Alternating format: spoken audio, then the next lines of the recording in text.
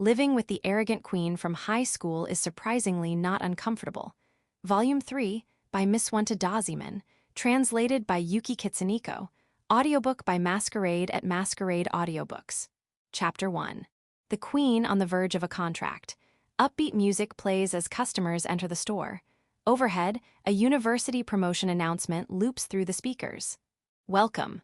This convenience store, part of a major chain, sits tucked away in a quiet residential neighborhood. It's my part-time job since moving to Tokyo for college. Why am I working here today? Simple, to earn money by doing my part-time job. Especially now that college is on summer break and I've got plenty of free time, I'm more motivated than ever to pick up shifts. Most people would probably think something like, "It's summer break, shouldn't a college student be out having fun with friends? At the beach or in the mountains, or even just at karaoke?" How shallow, they have no idea. They don't understand how tight a college student's finances can be. Listen, people talk about hanging out whenever they have free time, but doing anything with friends costs money. And not just hanging out, just living burns through cash. That's why it's not a bad idea to spend time working, earning money through honest labor and sweat instead of just fooling around all the time. So that's what I'm doing, working. And definitely not because I don't have any friends inviting me out during summer break, leaving me no choice but to take extra shifts and save some money for the future. That's not why I'm working so hard. Because the truth is, whether it's summer or not, I don't have anyone who'd invite me out in the first place. I don't have friends, period. Go ahead, laugh. Time to restock the shelves, huh? So here I am, sacrificing the irreplaceable summer vacation of my college years before stepping into society, spending my days buried in part-time work. With only an hour left in my shift, I figured I'd start stocking the shelves with the delivery that just came in. Yamamoto. A sharp voice stops me in my tracks. What is it, Hayashi? I'll handle the restocking. Her name is Hayashi Megumi. She recently started working here, and she's also my former high school classmate. Back then, we were constantly at each other's throats.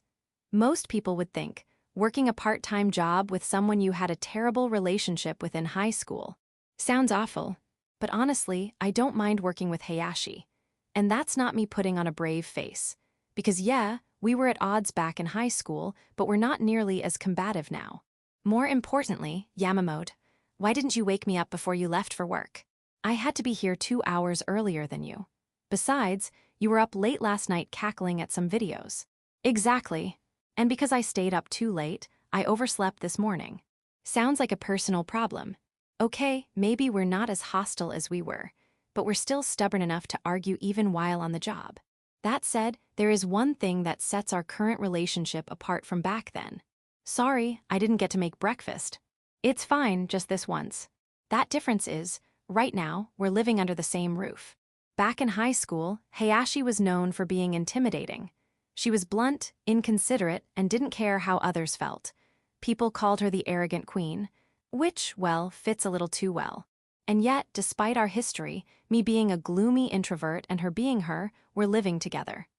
On paper, it sounds like a recipe for disaster. And actually, it was a disaster that started this whole living arrangement. Though, for the record, I was more of a victim in that situation than anything else. Anyway, you're finally stable enough to work again, so don't go getting fired for being late. I know. After graduating high school, Hayashi moved to Tokyo for college and started dating another guy. They even moved in together. But he turned out to be abusive, classic domestic violence. She couldn't take it anymore, and when she was completely worn down, she happened to run into me. That's how we started living together, so I could protect her from that guy. A lot has happened since then. That guy was eventually arrested, and now Hayashi is getting her life back on track. Still, I can handle the restocking on my own. Nope, I'll do it. It's heavy stuff, you know. I can't let a girl do all the heavy lifting. Oh, so now you're being sexist. That's not what this is. Discrimination is still discrimination, no matter how you frame it. No way. Sexism only applies when it puts women at a disadvantage. Wow, that's an incredibly warped way to see things. Hayashi let out a sigh of disbelief. Whatever, I'm doing it. With your hand like that, stocking shelves must be tough. She pointed to my right hand, which was wrapped in bandages. That injury came from when I protected her from a woman who sided with her abusive ex and came at her with a knife. Hayashi, if you're only volunteering for this because you feel guilty about my injury, don't bother. That's not it. Then why? Because I want to help you. Is that so wrong? She was flustered, her face tinged pink. I had no comeback. I couldn't say a word.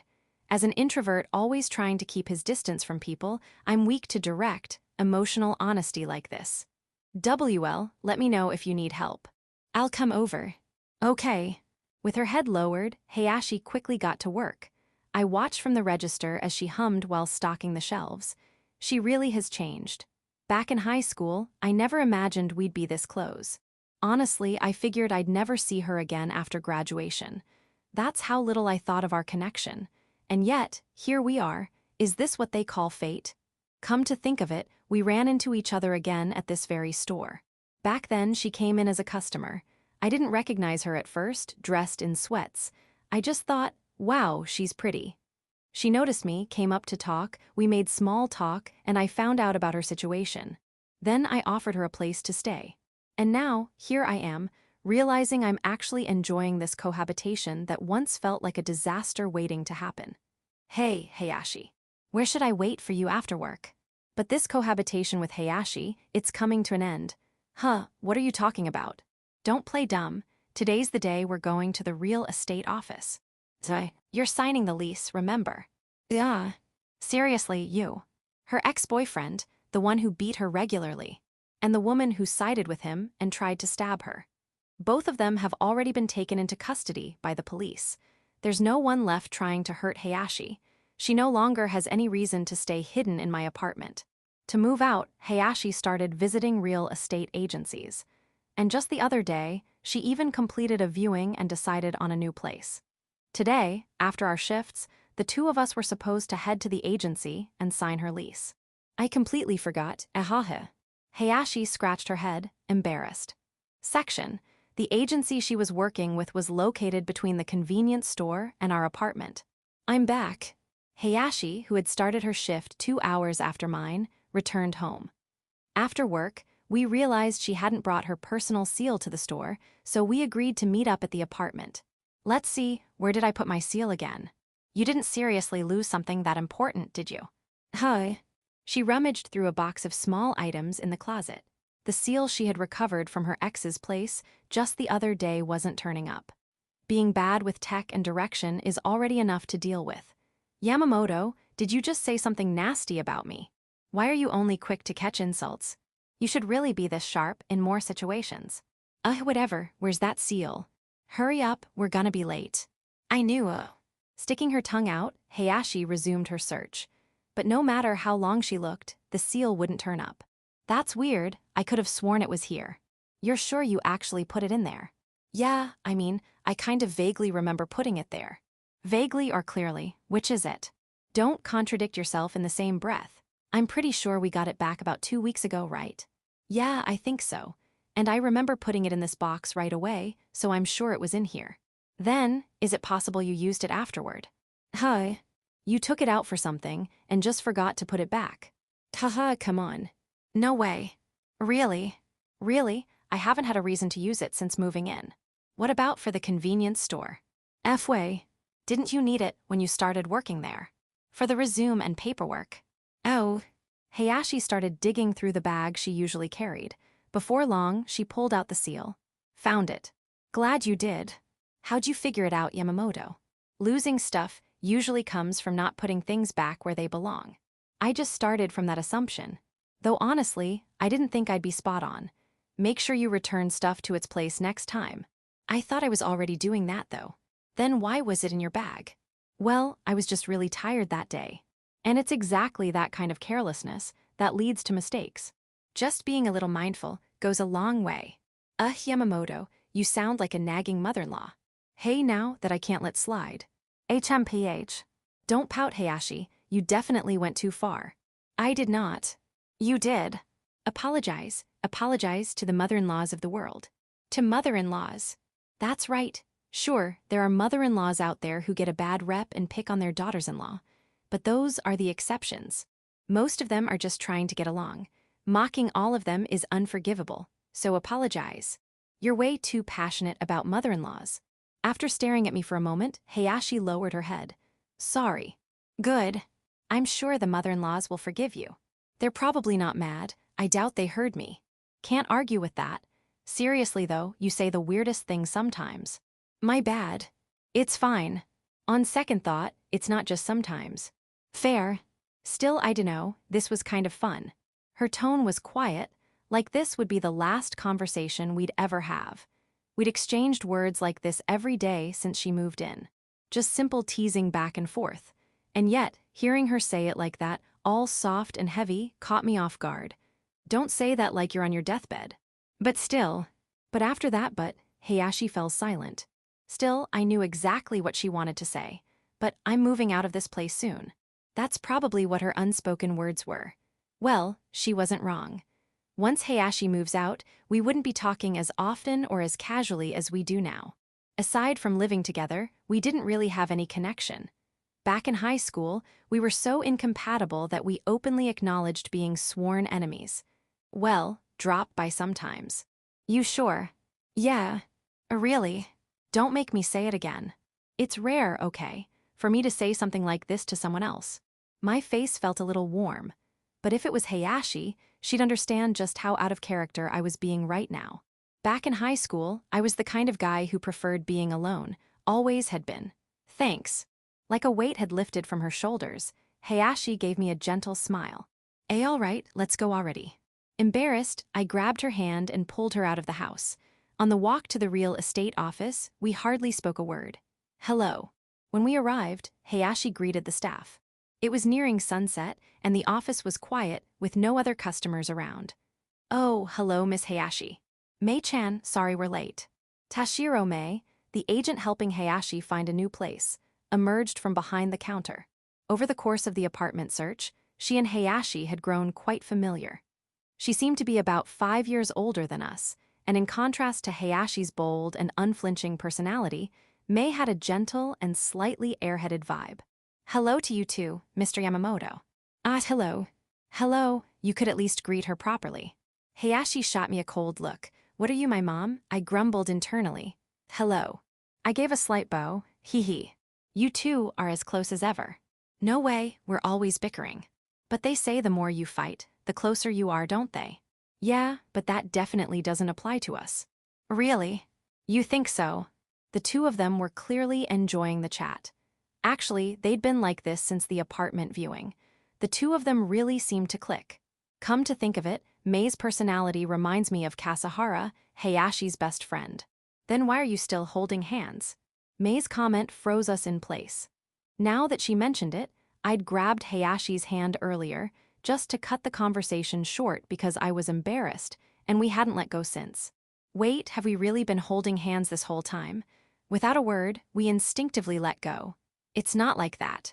You fufu, sure, I'll take your word for it. Mei-chan, you totally don't believe us. Not at all. Anyway, can we just get on with the contract? Trying not to let the heat rising in my face show, I forced a calm voice. Why yeah, let's do that. With that, Mei led us into the meeting room, and we began the paperwork process. Okay, first, could you take a look through these documents? Yeah. While Hayashi read through the rental agreement Tashiro-san had brought and signed it, I was left with absolutely nothing to do. Well, I guess I'm a little relieved that the contract is going through without any issues. So this marks the end of my cohabitation with Hayashi. Honestly, I feel kind of refreshed.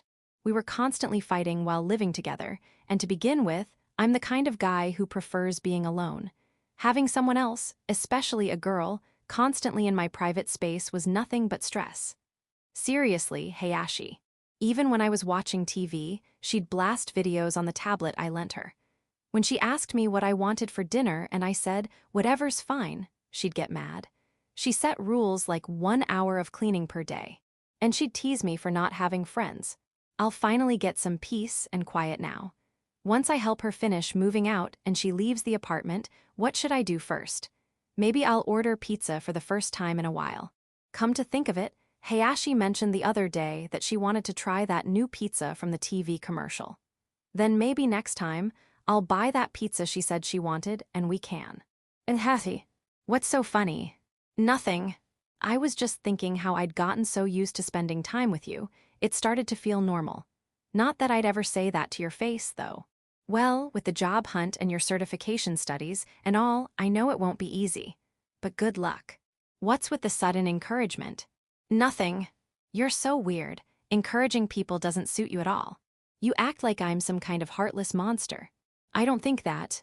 Not at all. Really? Really? Hayashi looked up from the contract and turned to face me. You're just a contrarian. You're the last person I want to hear that from. A contrarian, me. You're the contrarian here, honestly, you really are. Anyway, I'm finally going back to living alone. It's like a weight off my shoulders. You can be a little careless sometimes, so try not to fall into any weird traps this time, all right? That's exactly the kind of thing that makes you a contrarian. Hayashi laughed softly. And don't worry, there's no way I'd fall into a trap after making it this far. Right in the middle of our peaceful conversation, she trailed off as her eyes dropped back to the contract. It was like she just realized I'd jinxed her or something. She looked awkward all of a sudden. What is it? A guarantor. Hi. I'm estranged from my parents, so I don't have anyone I can list as a guarantor. When I was searching for this current apartment and signing the contract, I had to go through the same process as Hayashi is now. Even though my parents were with me, I still had to sign everything myself. And yet, I had completely overlooked that part. Come to think of it, when you rent a place, the tenant has to designate a guarantor, someone who agrees to cover unpaid rent if the tenant fails to pay. Well, some realtors might waive that requirement if the tenant has stable income, but right now, you're technically unemployed with no fixed address. Gah. I guess she was already self-conscious about it, because that jab hit Hayashi like a truck. Sorry to keep you waiting, Hayashi-san. When Tashiro-san came back, what she saw was a completely lifeless Hayashi. I still asked if there was any way to rent the place without a guarantor, but Tashiro-san apologetically shook her head. Hayashi, how about we order pizza tonight? The one you said you wanted to try the other day. Trying to cheer up the thoroughly deflated Hayashi, I made the offer. Chapter 2, The Queen with No Role to Play. Early in the morning, just before the alarm clock was set to go off, I woke up. I sat up in bed and stretched out my body, which had stiffened slightly while I slept. When I opened the window leading to the balcony, I heard the cooing of a turtle dove in the distance. As I closed my eyes to better listen to its distinctive call, I suddenly recalled the time back in elementary school when I pulled an all-nighter without telling my parents. Come to think of it, that morning was just like today, hot and humid from the early hours. The sticky heat was uncomfortable, but at the same time, it gave the morning a slight sense of unfamiliarity. All right, time to clean. Where should I start today? It's summer break, after all. Maybe I'll skip breakfast and just dive into cleaning all morning. Well, that'll have to wait until after Hayashi moves out. The other day, I got so carried away with cleaning that I made Hayashi wait for lunch for over an hour. As a result, she ordered me to limit cleaning to 1 hour a day. I've been grudgingly following that rule since. Honestly, there's no reason I have to obey Hayashi's orders. I mean, I'm the one who owns this place. It's weird that the person I'm letting stay here is the one bossing me around. That said, after I injured my hand with a kitchen knife, thanks to the woman who had been hiding that abusive guy, Hayashi did suggest lifting the cleaning time restriction. But, in the end, I'm still following her instructions. I mean, Hayashi's scary when she gets mad. Why is it that girls' hysterical shrieks pierce your ears so sharply? I honestly try not to make girls angry just so I don't have to hear that kind of noise. And truth is, after the restriction was lifted, I once took her words literally and cleaned as much as I wanted. But the look on Hayashi's face that day? I said you could clean as much as you wanted, but I didn't say you should go all out cleaning. Not just her expression, her words didn't make sense either. At this rate, if I just clean however I please again, she'll get mad. Sensing that, I decided to reinstate the cleaning restriction myself before she could. Man, seriously. Hayashi's always been scary when mad, even back in high school. How scary? When she gets pissed, she gangs up on you with a few of her close girlfriends. Once you're targeted by the top-tier girls on the school caste ladder, your dignity as a human being is essentially wiped out. Okay, that's an exaggeration, but still, it's terrifying and loud. You can't help but do what she says. She was supposed to move out soon, though. The memory of yesterday came back to me. The trap we stumbled into during the rental agreement signing at the real estate agency. The problem? Hayashi doesn't have anyone to list as a guarantor. In the end, that issue wasn't resolved. In fact, things only got worse. A minor. No fixed address. Unemployed. No guarantor. It became clear, far too late, that Hayashi's current situation wasn't stable enough to rent a place. So the housing contract, which had been just moments away from completion, was scrapped in an instant. I'm so sorry. It's my fault for not confirming that earlier. On our way out, Tashiro-san repeatedly apologized. Most likely, the steps she took weren't exactly what her agency's procedures required. Normally, one of the first things you do is confirm the client's basic profile, because that affects which properties can be offered.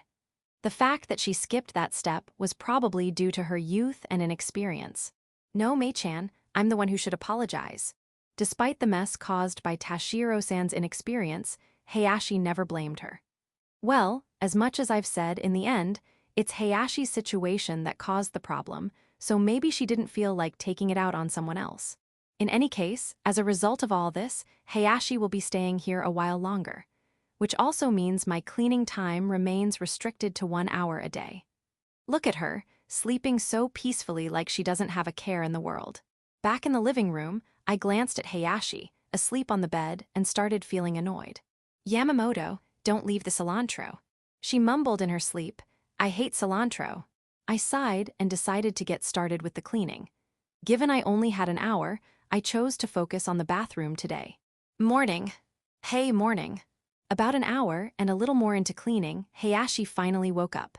Her eyes were half open and bleary, must be dry eyes. She wobbled her way over to the kitchen. Be careful. I know, ow. Yeah. What exactly did you know? With that immediate and perfect fulfillment of the jinx, I let out another sigh. Apparently, she had cut her finger with a kitchen knife. Reluctantly, I paused my cleaning, opened the first aid kit in the living room, and pulled out a bandage. Here, let me put this on, show me. Sorry, can you do it with just your left hand? Hayashi looked at the bandages wrapped around my right hand as she asked. It's fine. I got it, And what, exactly, made you think it was fine? Watching the bandage fall from my hand, Hayashi commented coldly.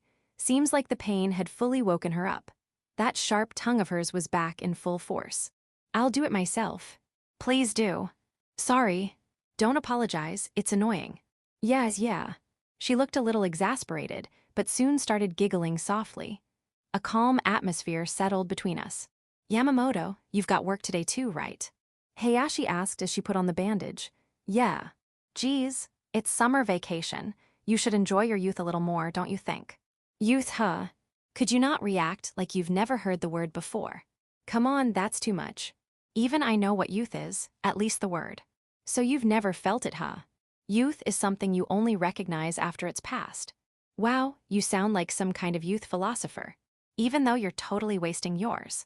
Hayashi's words were sharp as ever, like knives. It can't be helped. Whether it's enjoying youth or doing anything at all, money is necessary, money. Even today's part-time job is basically a kind of investment. For example, if you just went out for tea with friends, a few hours of part-time work would probably cover it, wouldn't it? You fool. Do you really think going out for tea ends with just tea? What do you mean? There's always something more. Like getting invited to join a pyramid scheme, or being pressured into buying a cursed vase that'll doom your entire family if you don't.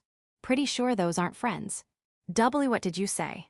Then, what about that guy who always comes over and chats with me all friendly-like when I'm eating alone in the university cafeteria? Who the hell is he? Well, anyway, how about breakfast? Sure. Hayashi cut off our pointless chatter and got to work on breakfast.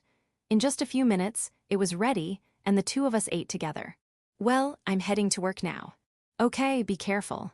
Yeah. Just before noon, I left the house for my part-time job. Hayashi saw me off at the door. Another normal day. That's what I found myself thinking on the walk to the convenience store. That wasn't how today was supposed to go. Hayashi was supposed to be preparing for her new life, and I had figured I'd help her pack up. If things had gone as planned, we probably wouldn't have had time to goof around this morning with dumb jokes. Moving out, doctor's appointments. Work. I figured with everything going on, Hayashi would have quietly moved out before I even realized. And when that happened, I thought I'd feel a sense of accomplishment, maybe even relief. Maybe that's why, to be honest, I felt a little deflated. Well, maybe having this time together for just a little longer isn't so bad. A little longer, huh? So then, how long is a little longer? I found myself wanting things to stay the same, even while knowing deep down that wasn't okay. Because staying the same breeds complacency, and complacency stunts growth. That sounds like something a startup CEO would say, all vague and lacking any concrete details. Still, it's true that this cohabitation arrangement with Hayashi can't continue forever. I've thought about this before. We're not family. We're not lovers. I took her in because there was a real threat to her safety. This whole living arrangement was just a temporary refuge. But now that the danger has passed, continuing to live together like this is just asking for misunderstandings from others. So then, what do? I can't exactly kick her out. That would be extreme. Could I ask someone else to take her in? But that would just look like I'm dumping my problem on someone else. Which means the only real solution is to help her get her own place. In other words, resolve the issue with the guarantor. She's estranged from her parents, so that means helping her reconcile with them. The task is clear. But I have no way to contact her parents, which means there's only one person I can rely on. Sigh, I really don't want to. After a heavy sigh, I steeled myself and started typing on my phone. Hey, are you free around 7 p.m. today? The person I messaged. Sure. Wow, fast reply. Kasahara Akari, Hayashi's best friend. Section. I arranged to meet Kasahara near my part-time job at a family restaurant by the convenience store. After finishing my shift, I quickly changed out of my uniform and headed there. Hey, Yamamoto-kun. Kasahara was already inside. Sorry, hope I didn't keep you waiting. Not at all, you're 5 minutes early. Huh? So then I'm not in the wrong. Geez, don't take that seriously. I told you back in high school, making a lady wait is inexcusable. Then don't show up early. If you're going to arrive before the meeting time, then either way I'm in the wrong. Are you saying I should get there even earlier just to anticipate your early arrival? Then what's the point of the meeting time? I sat down across from Kasahara on the booth sofa. In front of her was an empty parfait glass. When did you really get here? About 30 minutes ago, I guess. Kasahara happily tapped away at the tablet on the table. Looked like she was planning to order more food. Still, I'm surprised. You of all people choosing a family restaurant as the meeting spot. In high school, you always avoided places like this because they cost money.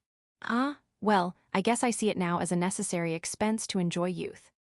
So Meg said something, didn't she? Sharp as ever. I know everything about Meg. Yeah. That's heavy, you know. I pouted slightly as I responded. So, what did you want to talk about? For Yamamoto-kun to come to me with a problem, it must be serious. Yeah. It's about Meg, isn't it? Yeah. What happened to her? Could you stop putting so much emphasis on her name every time? It's annoying. Kasahara puffed her cheeks. Well, I guess I should start by explaining what happened. Right, but before that, how's your hand doing? You've probably forgotten because you've been too busy flirting with Meg. But this is the first time we've met since that summer festival, you know. She was talking about the day Hayashi almost got attacked by that woman who was hiding the abusive guy. Right, I hadn't seen Kasahara since then, huh? I actually was kind of worried about you, you know. Kasahara always looked so full of life when she talked about Hayashi. Seeing her light up like that, going on and on about Meg, always made me feel both a little amused and painfully aware. I probably never had a chance with Hayashi in the first place. Maybe it was after seeing that same scene again and again that I gave up on Kasahara. Still, hearing that she'd been worried about me, even in a totally normal, human way, filled me with both warmth and a twinge of guilt. Sorry. It's fine. As long as you're okay, that's all that matters. She probably wasn't lying. So then, tell me what's been going on in your cohabitation life. Kasahara smiled softly as she said it, and I nodded. With a relaxed BGM playing over the family restaurant speakers, I quietly told her everything that had happened since the summer festival. I'd always known it, but Kasahara was a really good listener, unlike me. Her nods came at just the right times, and her questions always hit the mark, proof that she was paying close attention. Before I knew it, I'd even told her things I hadn't planned to share. As I finished talking, a child's loud laugh from a nearby booth by the window pulled me out of the moment. I see. Even as I got distracted, Kasahara had been mulling over everything I'd said. So basically, Yamamoto-kun just been using all this as an excuse to keep living with Meg, ignoring my concern entirely. That's not wrong, but it's also not right. And now that Meg's cut ties with her parents, your sweet little setup is going to keep on going forever. You're really overreaching. What did I said that set her off? Apparently, I'd pissed her off somehow. Calm down, you're yelling louder than that kid over there. How can I not yell? Well, I can see. Even the kids looking this way, totally freaked out. I stood up with the receipt. I couldn't let her disturb the peaceful ambience of the family restaurant any further. I'll cover the bill. As you should. How is that as I should? I didn't even eat anything. After dragging the angry Kasahara out of the restaurant, we wandered around looking for somewhere quieter to talk. Unfortunately, this quiet residential area didn't offer much else besides the family restaurant we just left. It's not fair. It's just not fair. Why didn't God make me the Yamamoto-kun in this situation? It's not like I asked to be in this position either. Shameful. Huh. Even though you get to sit next to Meg, you still complain about it. That's just shameless. Here we go again. The one standing next to Meg is supposed to be upright, perfect, and charming. The life of the party. You're the type who trash a celebrity's spouse online after they announce their marriage, saying they're not good enough for your fave, aren't you? Still muttering to herself, Kasahara followed as I dragged her to a swing set in a small park we finally found. Now to figure out how to calm her down? What a pain. But before I could even start, Kasahara had already begun swinging, and before I knew it, she was calm again. You're seriously selfish, you know that. Like, to a ridiculous degree, for someone who looks so sweet and fluffy. Ahata, yeah, totally. But hey, the only ones who accept me like this are Meg and you. After swinging hard for 5 minutes straight, she finally stopped. Seems she wore herself out. So anyway, I get the general idea. What exactly did you want to talk about? Finally, the main topic. Sorry, but I love you, so you'll forgive me, right? There you go again. With an exasperated sigh, I continued. Hey, Kasahara, do you know what kind of people Hayashi's parents are? I do, yeah. Then do you know what they think of Hayashi now? I see. Her voice suddenly lost its brightness. I guess she'd figured out what I was trying to ask. Yamamoto-kun, trying to reconcile Meg with her parents. You should really give up on that. Nope, I'm not backing down. If I don't do something, she'll be stuck living at my place forever. And what's wrong with that? Honestly, from my perspective, that's ideal. Don't say dumb things. It's not dumb. After a short pause, Kasahara started swinging again. Because, if Meg leaves your side, she might just disappear again, right? She swayed gently this time, slower than before. And the thought of that, of maybe never seeing Meg again, terrifies me. I couldn't stand it. You think if she's with me, she won't get lost. Yeah, that's kinda creepy, you know. Right. People who have stopped caring about appearances are the scariest. So why are you so against it? Me trying to reconcile Hayashi with her parents, I mean. Are they really that strict? Yeah, they are, especially her dad. Apparently, he was the first among his cohort to land a promotion, super straight-laced, super strict. Meg told me he used to drill her with stuff like, finish your homework the day it's assigned, or put things back where they belong. And if she forgot, she had to explain how she'd make sure it didn't happen again next time. Finishing your homework on the same day is pretty normal. She forgot to put something back just the other day, and then spent forever looking for her seal right before we went out. Really, even a clumsy Meg is cute. Anyway, because she grew up being told that stuff all the time, she started pushing back by the time she hit middle school. Well, that sounds like a textbook adolescent rebellion. Puberty and all. So, if I want to patch things up between Hayashi and her parents, I should focus on softening her grudge against her dad first. I wonder about that. Why not? From what you just said, it sounds like Hayashi's the one holding the grudge. Yeah, it started with Meg, but it's her dad we're talking about, and he's strict. I get it. I see what you're saying. It made sense. Hayashi's father shared the same strong-willed blood as she did. His daughter left home without a word, like kicking dirt behind her as she went. And then, after moving to Tokyo, she sent a one-sided message saying she was moving in with her boyfriend, and cut off contact entirely. He's probably furious right about now.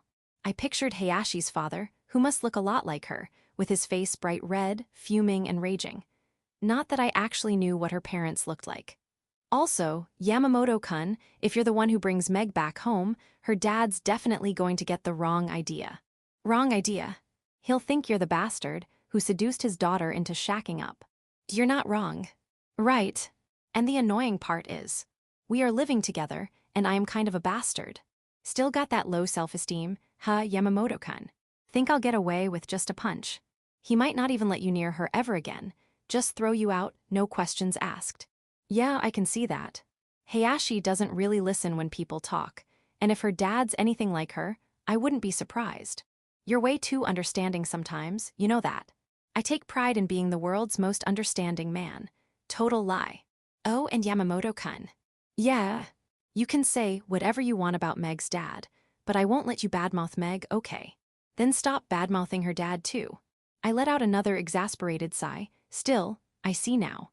Thanks to Kasahara, I understood the cause of the rift between Hayashi and her father, the circumstances, and how difficult it would be to mend that relationship. Yeah, it'd definitely be easier not to get involved. Exactly. Yamamoto-kun, earlier I said you shouldn't get between Meg and her parents. Like I said, part of that's because it's just more convenient for me that way. You're kind, so even if Meg told you to cut me off, you'd still message me in secret. That's why, really. If she's going to move out and disappear somewhere I can't reach, I'd rather she just stayed with you. I see. But that's not the only reason. It's more convenient for you too. You've got Meg doing all the chores except cleaning, right? I didn't even bother to ask how she knew. She opened up to you because you've always helped her when she was in trouble. She must have heard it from Hayashi. Back in high school, from an outsider's perspective, your relationship looked unstable. People were talking. There were rumors that you two should never be left alone, that you two should never be put in a debate together. Everyone was on edge, afraid you'd drag others into some big blow-up. I had no idea it was that bad. But now it's different. Yeah, the way you two are now, it's nothing like how you were in high school. If we showed our current situation to our old classmates, they'd probably be totally confused. Even if it just kind of happened naturally, this whole cohabitation thing has turned everything completely around. They wouldn't be surprised, they'd be concerned, wondering what the hell happened. Anyone looking at you two now would think. But now, they'd definitely think you're just a normal couple. But we're not a couple. After living together like this, I'd come to think of Hayashi like family. But that's just how I felt. The reality is, we're not family, we're not anything. We're just strangers. Kasahara, this was always going to happen. From the day I decided to take her in, it was clear our cohabitation had a time limit. And you're really okay with that, Yamamoto-kun? Yeah, I am. But still, Kasahara, the point of reconciling Hayashi with her parents, isn't just about the guarantor stuff, is it? I'd been thinking that since we started talking, she's only got one set of parents. If she stays estranged from them, she's just going to regret it someday. When Meg reconciles with her parents, is her decision to make. Regret is something you only recognize after the moment's gone. That's not fair. Sorry, but I'm selfish. I hate doing things just because someone else said to, or waiting for someone else to tell me it's okay. A liar. And if it helps me feel at peace, I'll drag in whoever I need to. That's who I am. I don't like this. Kasahara, help me. I said no. You'll help, I know you will. Don't just assume. You care about Hayashi that much, and you can't even bring yourself to play the bad guy for her sake. Please, Kasahara. I need your help. I reached out my hand toward her. Kasahara's eyes wavered, hesitating, but then, with a resigned look, she took my hand. If you were always this pushy, Yamamoto-kun, would it have changed anything? Yeah. Kasahara gave a small, tired smile. I probably never would have wanted to talk to you in the first place. Is that supposed to be an insult? No, it's not. Sure sounds like one. Because what I really meant was. Her smile softened into something gentler. Thank you. For being the Yamamoto-kun you are right now. Of course, so what's the plan? Yufufu. Suddenly, Kasahara flashed a suspicious smile. We'd known each other long enough that I could tell, whenever she smiled like that, she was about to suggest something outrageous. Yamamoto-kun, let's go to the beach, the three of us. Even without hearing the details, I was already starting to regret agreeing to her plan so easily. Chapter 3. The Queen Full of Weaknesses. I'm home. Welcome back. After my secret meeting with Kasahara, I returned to the apartment. Inside, Hayashi was in the middle of making dinner. The savory smell immediately made my stomach growl. I set my bag down in the living room and turned on the TV. Then, for a while, I pretended to relax and watch TV. But inside, my heart was pounding thanks to the brilliant idea Kasahara had just told me. Yamamoto-kun, let's go to the beach, the three of us. It was so sudden, so completely out of nowhere, that I spent the next few moments trying to decipher what she really meant. Sorry, Kasahara. Huh? What are you apologizing for? No matter how I look at it, I just can't see how going to the beach helps reunite Hayashi with her parents. I mean, thanks for the suggestion, really, but right now, it just feels like you want to hang out with Hayashi at the beach for fun. I truly felt bad for thinking that. Kasahara had been genuinely listening to me ever since I brought her my concerns. Even though she was against it at first, she'd come around and offered to help. She was being sincere. She would never invite us to the beach just because of some selfish motive. Sure, she gave me a suspicious smile earlier, but she definitely invited us because she genuinely believed it was a good idea for Hayashi's sake. Still, my brain couldn't stop thinking, why the beach? Maybe she wanted to travel somewhere with Hayashi for the first time since high school? Or worse, did she just want to see Hayashi in a swimsuit? Even worse than that, was she hoping for some excuse to rub sunscreen on Hayashi's back or something? It was hard not to believe this whole idea was just another result of Kasahara's completely unhinged love for Hayashi. Ahaha. Adahata. Kasahara laughed. She laughed like she was mocking poor, pitiful me. Seriously, Yamamoto-kun, you're so hopeless. Sorry, but what's so wrong about it? The mood just shifted dramatically. What's wrong with choosing fun first? Huh? Stop acting like that's deep, idiot. Please give me my apology back. Just to be clear, I'm 30% serious, 70% selfish impulse. Wow, you actually thought about it 30% seriously. That's impressive. Right. I swallowed down my personal desires and came up with this idea all for Meg. Maybe try swallowing the other 70% next time before you brag. So, how does going to the beach help reunite Hayashi with her parents? I was about to write this off entirely, but since Kasahara had offered to help out of genuine kindness, I figured I should at least hear her out. There was still a slim chance she had a valid reason. I mean, you're not suggesting we secretly take her to her hometown's beach, right? Hayashi may have a terrible sense of direction, but she'd definitely recognize her hometown. You're not seriously suggesting that, right? That was exactly the plan. What's with the silence? It's the wait, are you seriously this much of a mess? Kind of silence. Come on. I thought Hayashi was a disaster, but now Kasahara too. I'd known her for a while and never noticed. Maybe she only becomes a disaster when it's about Hayashi. Like one of those manga characters whose personality changes when they ride a motorcycle or something. Weirdly enough, that explanation kind of made sense. Wait, Yamamoto-kun, I can tell you're thinking something rude about me, so let me just say, hear me out first. I'm listening. You think I'm a mess, don't you? Maybe only when it comes to Meg, but still. Don't worry, I'm not maybe thinking it, I definitely am. Well, you're wrong. Sure, when it comes to Meg, I can be a little bit of a mess. So yes, you're technically right, but I'm too stubborn to admit it. Got it, I don't really understand, but I'll just say you're right. Hold on, Yamamoto-kun, just wait a sec, okay? I'll wait. Meg's sense of direction is really bad, you know. And now, she's badmouthing the very person she claims to love. It's true. It really is. Meg's sense of direction is insanely awful. Kasahara was on the verge of tears. Maybe she didn't want to admit how much of a disaster she could be when it came to the person she liked. It was honestly kind of sweet, though I still wanted no part in it. I swear it's true. Okay, listen, Kasahara. Seeing her flailing around like this, I let out a long sigh. Even if she's that bad, there's no way she'd get lost in her own hometown. She totally would, I guarantee it. No way, what makes you so sure? Because Meg used to get lost on the path from the station to our high school, the main route. She got lost chasing a butterfly and called me in tears to come get her like 6 times. That's like twice a year. I already had a glimpse of her sense of direction during the summer festival, when I had to hold her hand just so we didn't lose each other. But this bad. Wait, what do you mean chasing a butterfly? Right, it's so fairytale-like and cute. Is it really?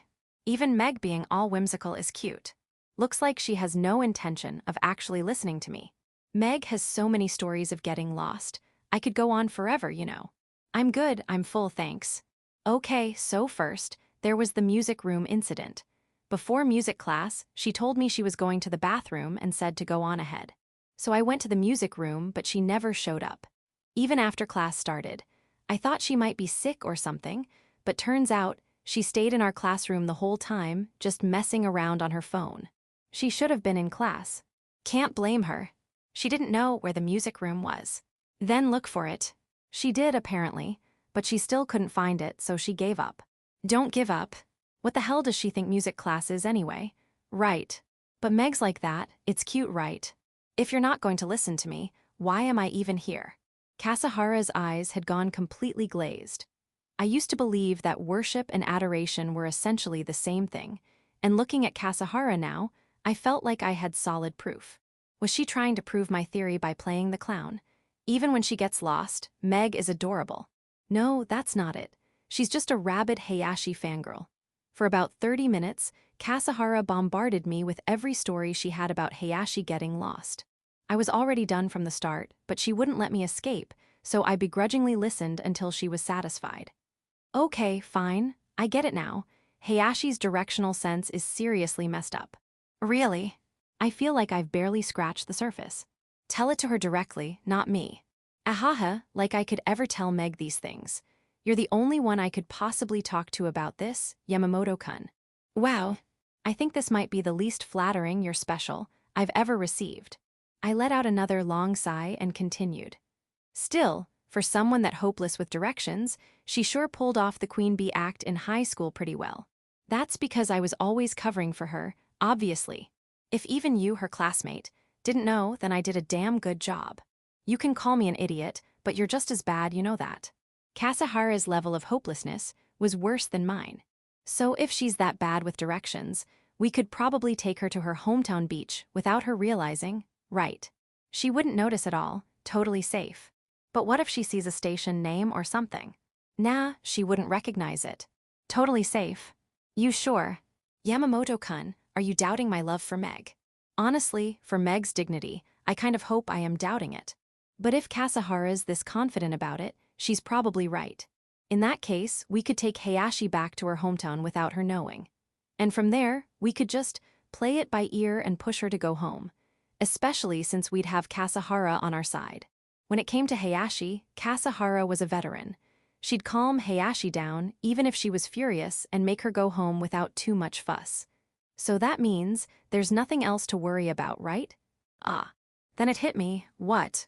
There's still a problem with me and Meg going to the beach. Yeah, and it's a pretty big one. What is it? It's section, hey Hayashi, wanna go to the beach sometime next week, for a change of pace. My heart was pounding as I asked. I picked the moment she was most relaxed, while we were eating the dinner she had just made, to drop the question. That's sudden. Well, the DV guy finally got arrested. You're starting to ease back into normal life with your part-time job. I figured now might be a good time to unwind a little.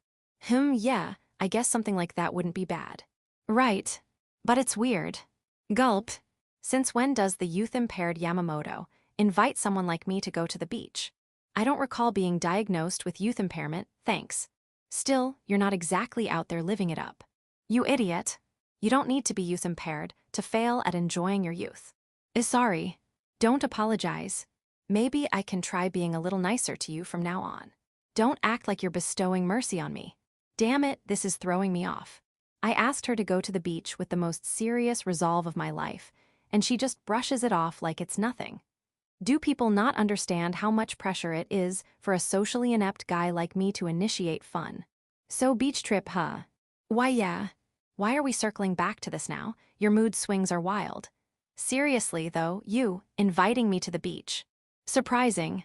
What do you think? What do I? I crossed my arms and gave it some thought.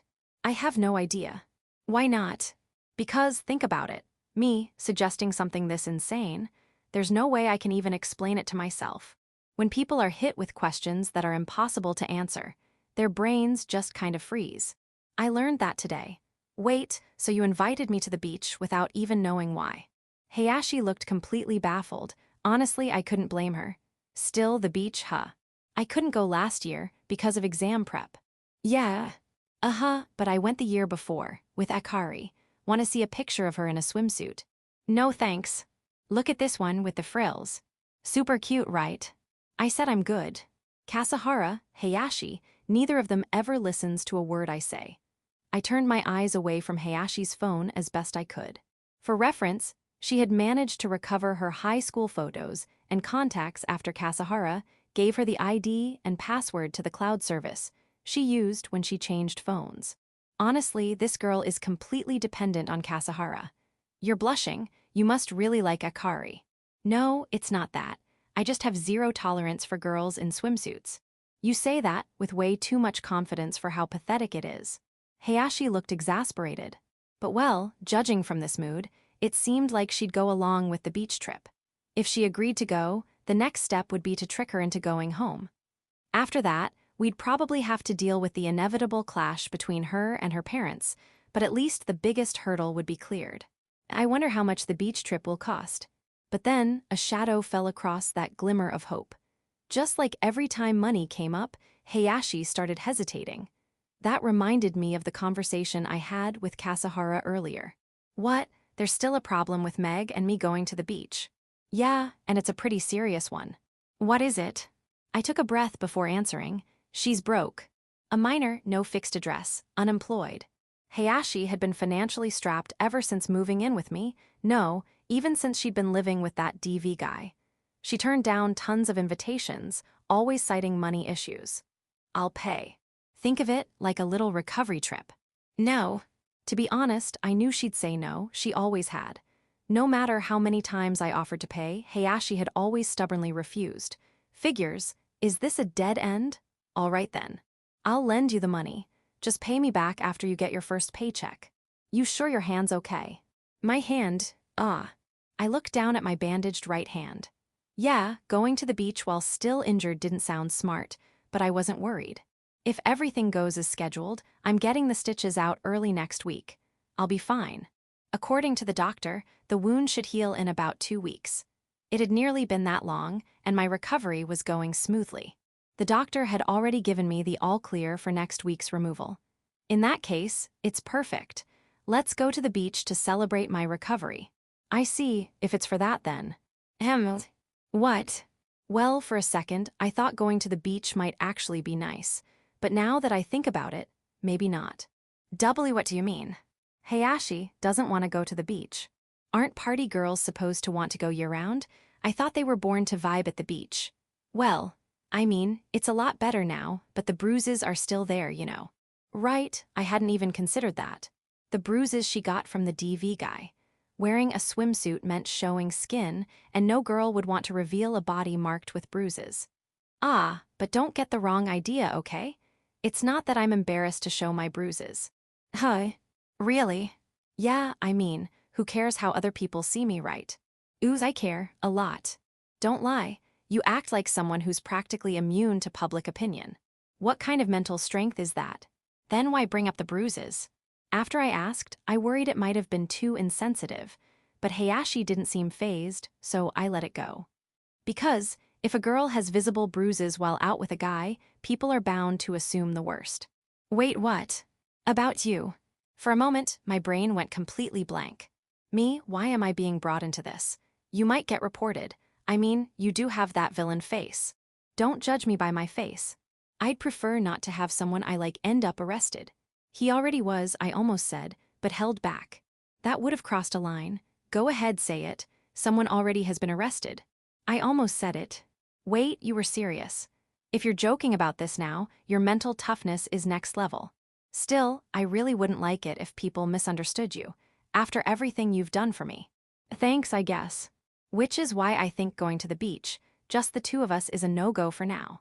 That unexpected show of consideration made me feel weirdly conflicted. Like, so guilty that I almost wanted to give up on pushing the beach plan entirely. But just as I was feeling that way, Hayashi suddenly perked up. She'd clearly thought of something. Yufufu. And she smiled suspiciously. A very familiar, very ominous smile. That's right. It was the exact same smile Kasahara had shown in the park earlier. Yamamoto, if going just the two of us would be awkward, let's go with 3 people. Huh. Wait a minute. I never said we'd be going just the two of us. Then again, I also never said 3 either. Now that I thought about it, if she hadn't brought up the bruise thing, I'd have ended up going to the beach alone with her. I really dodged a bullet there. That would have totally looked like a date. Wait, 3 people. I'll ask Akari if she can come. There she goes again, overthinking everything for no reason. If Akari's with us too, then it'll be like you've got flowers in both hands. Even if other guys get jealous, no one's going to call the cops. So I'll still get jealous stares, huh? Yup, it's decided. The 3 of us are going, locked in. Yeah, I get it. Nope, not allowed. When I say we're going as a trio, that's final. No backing out, wait, huh? Crap. Since the plan had always involved the 3 of us going, and Hayashi can be annoying, I just agreed without fuss. But thinking about how I've been acting around Kasahara, maybe I should have at least pretended to hesitate. I glanced nervously at Hayashi, who had suddenly gone quiet. Finally being honest, Yamamoto. She grinned at me, all smug and triumphant. Hugh, at least it looked like I managed to avoid her figuring out that Kasahara and I had been planning something behind her back. So, on the day of, you're gonna throw yourself at Akari, right? Should I give you 2 some alone time or something? Yeah, this is its own kind of annoying. Don't bother. What's the problem? What's the problem? MRRGH. God, she's annoying. Seriously, why are girls so obsessed with other people's love lives? At the very least, I'd like to be spared from this kind of teasing nonsense. I'm gonna go call Akari real quick. Yeah. As Hayashi stepped out onto the balcony with her phone, I took the chance to quickly message Kasahara. We're officially going to the beach. I couldn't bring up that you'd be coming, but Hayashi ended up suggesting it herself. She's about to call you now. Wait, why's Meg the one inviting me? She's under the impression that I'm into you. Oh, that's all. What do you mean, that's all? I mean, it's not like she's wrong. Sigh. The women around me, every single one of them. Just as I was getting that familiar feeling of exhaustion, the balcony door swung open with force. Yamamoto, how do I make a phone call again? She's hopeless with tech. Chapter 4, The Queen Goes to the Sea.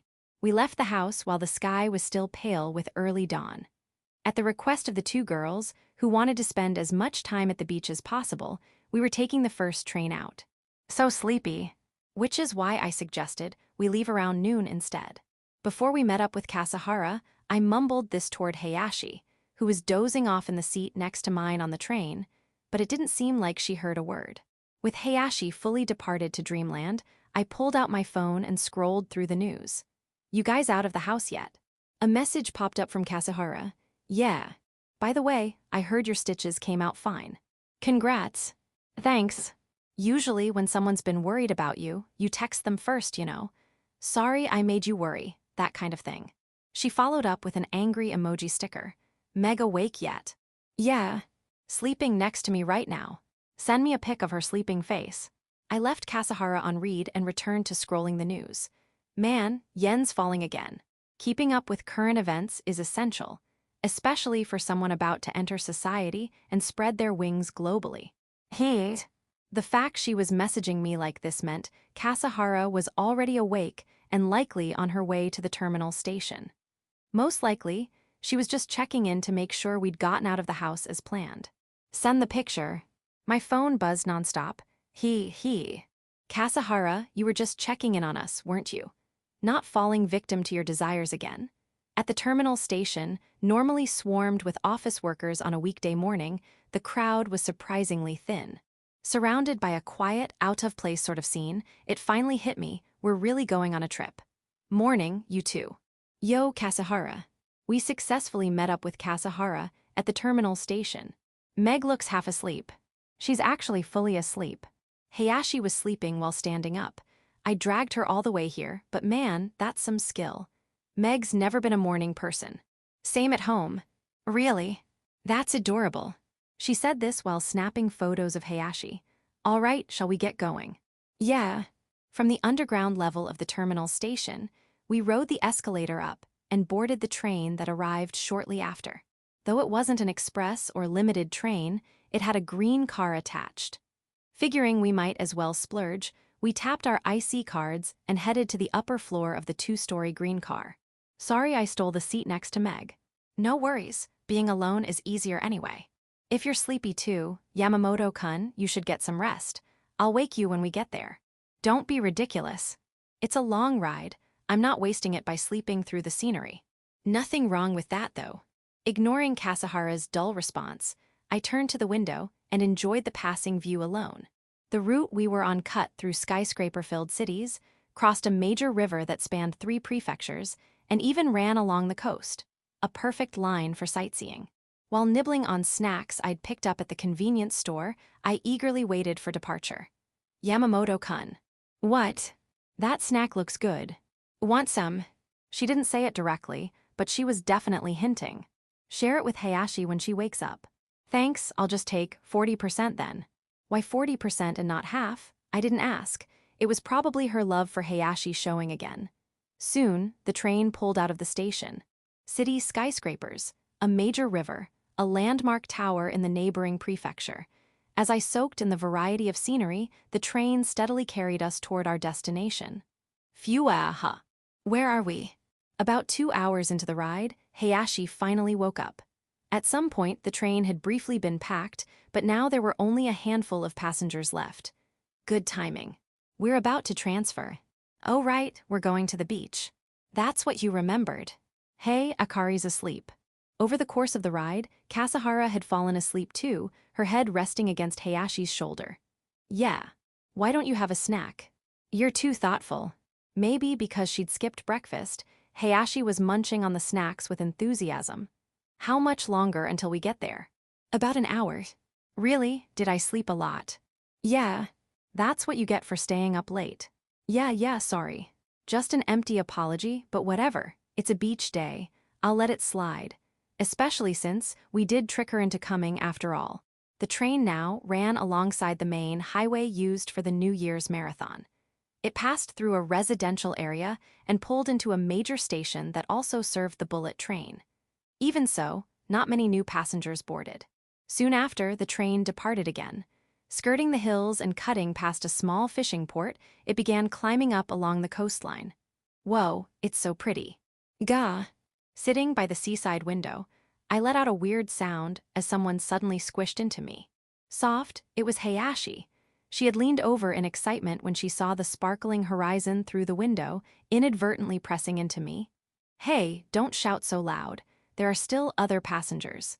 Hey are the seats assigned. And no, if you tap your IC card on the ceiling panel, you can switch them. Like this. The light above the seat, which had been red to indicate vacancy, turned green. Don't you feel bad for Kasahara? Huh? Why? When she wakes up and sees Hayashi isn't sitting next to her anymore, she's bound to panic or get disappointed. Anyone who's seen how Kasahara acts would know that. You're a heartbreaker, you know that. Not really sure what I did, but sorry. If you don't understand, maybe don't apologize. In today's world, the one who apologizes first is often the one who loses. Well, anyway, here. Hayashi handed me the snack she'd been holding. What's this? Don't do that in public. Ever since I got hurt protecting her from that girl who tried to attack her, Hayashi had been doing this whole, routine at every opportunity. Actually, scratch that, don't do it even in private. Why are you arguing with yourself? I'm flustered, all right, don't touch me, it's embarrassing. You should be used to it by now. Having you tell me that in such a deadpan voice somehow ticks me off. Just open your mouth already. Reluctantly, I opened my mouth under Hayashi's pushy insistence. The snack she popped in melted into a deliciously salty crunch. How is it? Good. That's great. No idea who bought it, though. What do you mean, no idea? I bought it. Kasahara swiped it from me, and now it's somehow made its way back, fed to me by Hayashi. So really, all that happened was, I ate my own snack. Which would have been fine if I hadn't been fed it like that. I just wanted to munch casually, not feel all weird about it. If Kasahara saw that, she'd totally say something. Just as I said that, I felt a gaze coming from where she was sitting. I slowly turned my head. Oh no. The very much awake Kasahara, who had definitely been asleep moments ago, was now staring at me with soulless, black eyes devoid of any sparkle. Hey, at the next station, there's this awesome seaside view from a high elevation. Super beautiful, really. Really? Hey Yamamoto, should we get off and check it out? Yeah, let's totally do that. But we can't. Akari's with us. I think Kasahara will be fine on her own. Absolutely not. Obviously. Right, of course. Hayashi's slightly annoyed tone killed any hope of escape. I gave up. From then on, I just focused all my energy on not looking in Kasahara's direction. Section. Outside the train window, pedestrians were wiping sweat with handkerchiefs or fanning themselves with their hands. The weather looked like it was already sweltering. Seeing all that made me want to stay inside this air-conditioned train forever. But unfortunately, the train had reached our stop. So hot. That was the first thing Hayashi said as she stepped off. Seriously, if we don't get to the beach soon, we're going to shrivel up. Let's go. Kasahara grabbed Hayashi's hand and tried to drag her along. I got off the train after them and winced at the oppressive heat. Along with that came a small but growing sense of unease. The platform was moderately busy. What caught my attention was the number of foreigners mixed in with the tourists, probably because of the nearby hot springs, which were famous even domestically. Still, even in a popular tourist destination, I couldn't get excited. Why? Because I'd seen it all before. Been a while since I came back here. Sure, we were here to enjoy the beach, but more importantly, I'd brought Hayashi back to her hometown. So to me, someone who grew up here, there was nothing remotely new or exciting. No wonder I wasn't hyped like everyone else, but that didn't matter right now. Meg, the exit's this way. Huh, oh really? Yeah, that way's a dead end. Right now, what mattered was whether Hayashi had realized we'd brought her back to her hometown. During planning, Kasahara had said Hayashi's sense of direction was so bad she wouldn't notice, even if she stepped foot back in her hometown. Honestly, I'd thought she was full of it. I mean, come on, wouldn't anyone notice? Well, either way, since we were going through with it, I had to make sure we didn't get caught, at least not yet. But right then, wait, the station name. Hayashi's muttered words sent a chill down my spine. I cursed myself for so easily going along with Kasahara's plan. Of course, she'd remember the name of the station near her own house. What a strange name for a station. Kinda sounds like a person's last name. She didn't notice. Maybe it's named after someone famous. I doubt it. Come on, Meg. This way, this way. Kasahara, looking completely unbothered, tugged Hayashi toward the ticket gates. She's either got nerves of steel, or she's just seriously underestimating Hayashi. Still, if she didn't recognize her hometown station from the name, that was a big win for us. If that didn't give us away, we could probably bluff our way through most things. After exiting the station and looping around the rotary, we found ourselves walking past rows of small shops and commercial buildings. Whoa, there's actually a bunch of shops here. Yeah, that place has been here since high school. Wow, we really are close to the ocean. So many seafood shops. Yeah, that kind of reaction makes sense if it's your first time here. It kind of feels just like my hometown. It is your hometown. Don't feels like my hometown, me, it is your hometown. I appreciate that she hasn't caught on, but honestly, she's so clueless I almost said it out loud. This way to the beach. Kasahara led the way with her usual nonchalant expression. This was probably all going exactly as she planned. Hayashi had told me herself during the summer festival that she had no sense of direction, but I didn't think it was this bad. No wonder she said she couldn't make it back to my place on her own afterward. There sure are a lot of people heading the same way. I remarked as I noticed the crowds all walking in the same direction as us. Well, I mean, most people who come here are headed to the beach, right? Fair enough. Everyone was carrying floaties, swimsuits, and all kinds of beach gear, like they were all loudly declaring they were here to play. We better be careful not to get separated. Seriously, don't get lost, all right. How mean, aren't you supposed to say you'll be fine, instead? Do you even believe you'd be fine? Not at all. Then don't expect other people to say it for you. Exactly because I don't believe it, I want someone else to say it. Not my problem. I ended up shouting at her during our pointless bickering. This girl, she's just way too much to deal with. You two really have gotten close. Huh. Why not hold hands all the way to the beach? That way, you definitely won't get lost. Like hell I will. Exactly. That kind of thing's weirdly childish and embarrassing. Wait, you've done it before. And just like that, Hayashi blew her own cover, going quiet and staring down in shame. An awkward silence settled between the three of us. What a foolish girl. She just outed her own embarrassing past like that, all by herself. Me, I'm in the clear. Because while she admitted to holding hands with someone, she never actually said it was me. Wait, was it during the summer festival? Hey, why are you assuming she held hands with me at the festival? I didn't even know you and Meg went to the festival together. I froze, don't bait me like that. But then again, I guess I just dug my own grave like Hayashi did. WL anyway, let's enjoy the walk to the beach, yeah. Yeah. We mingled with the chattering tourists, walking along the sun-baked asphalt under the blazing sun. After about 5 minutes of sweating, the ocean finally came into view. Beautiful. Despite taking the first train out, the beach was already packed.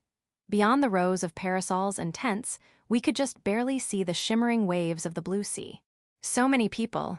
Don't sound so disgusted, Yamamoto. A crowded beach is part of the whole experience, isn't it? I'm a man who takes beaches seriously. Oh no. Are you entering your annoying mode again? The beach isn't for swimming, it's for looking at. Ugh, you're so annoying. Hayashi gave me an exasperated look, no mercy as usual. I mean, think about it. This many people soaking in the ocean at once, it's just gonna heat the water up. Not refreshing at all. Okay. Looks like we can change over there, so let's just go get changed already. Wait, I'm not finished talking.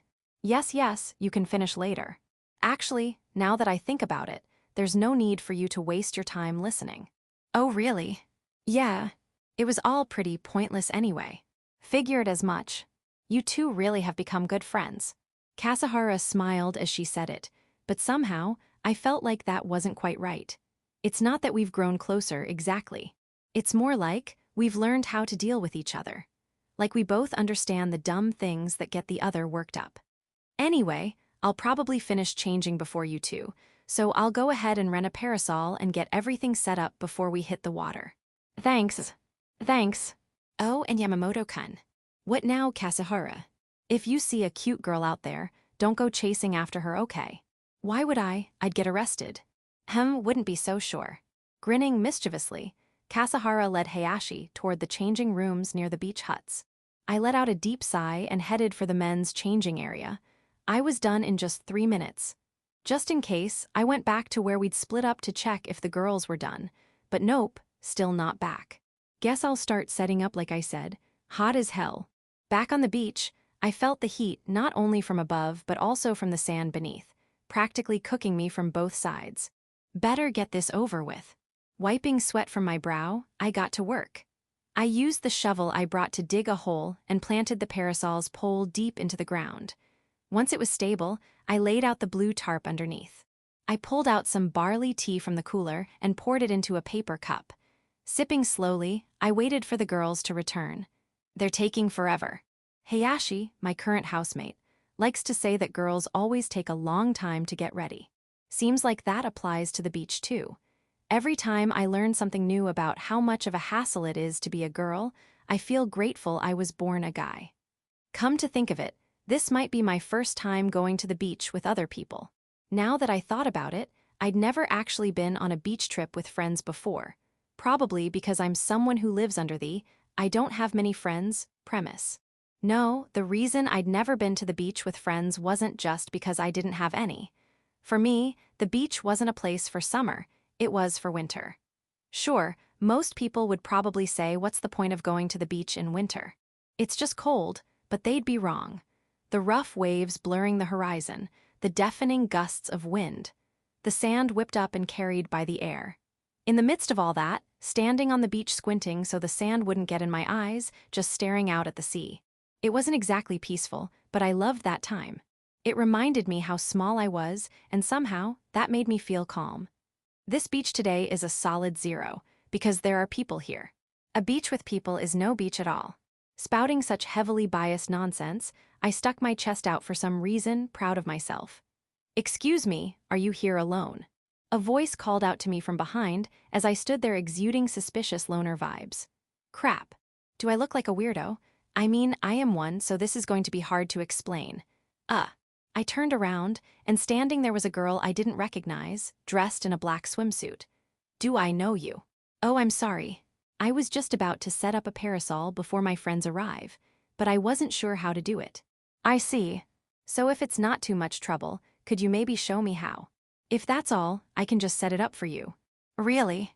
Are you sure? Yeah, it's fine. I stood up, thank you so much. The girl latched onto my arm as I rose. Then I'll leave it to you. I can't do anything if you don't let go. Oh, sorry. That was soft. Wait, no, bad thoughts. Get it together. I'm helping a stranger in need, not checking her out. Guess I got too relaxed after reminiscing about winter beaches. Time to rein myself in, act normal. Where should I set it up? Over there, please. And that's the parasol. Yes.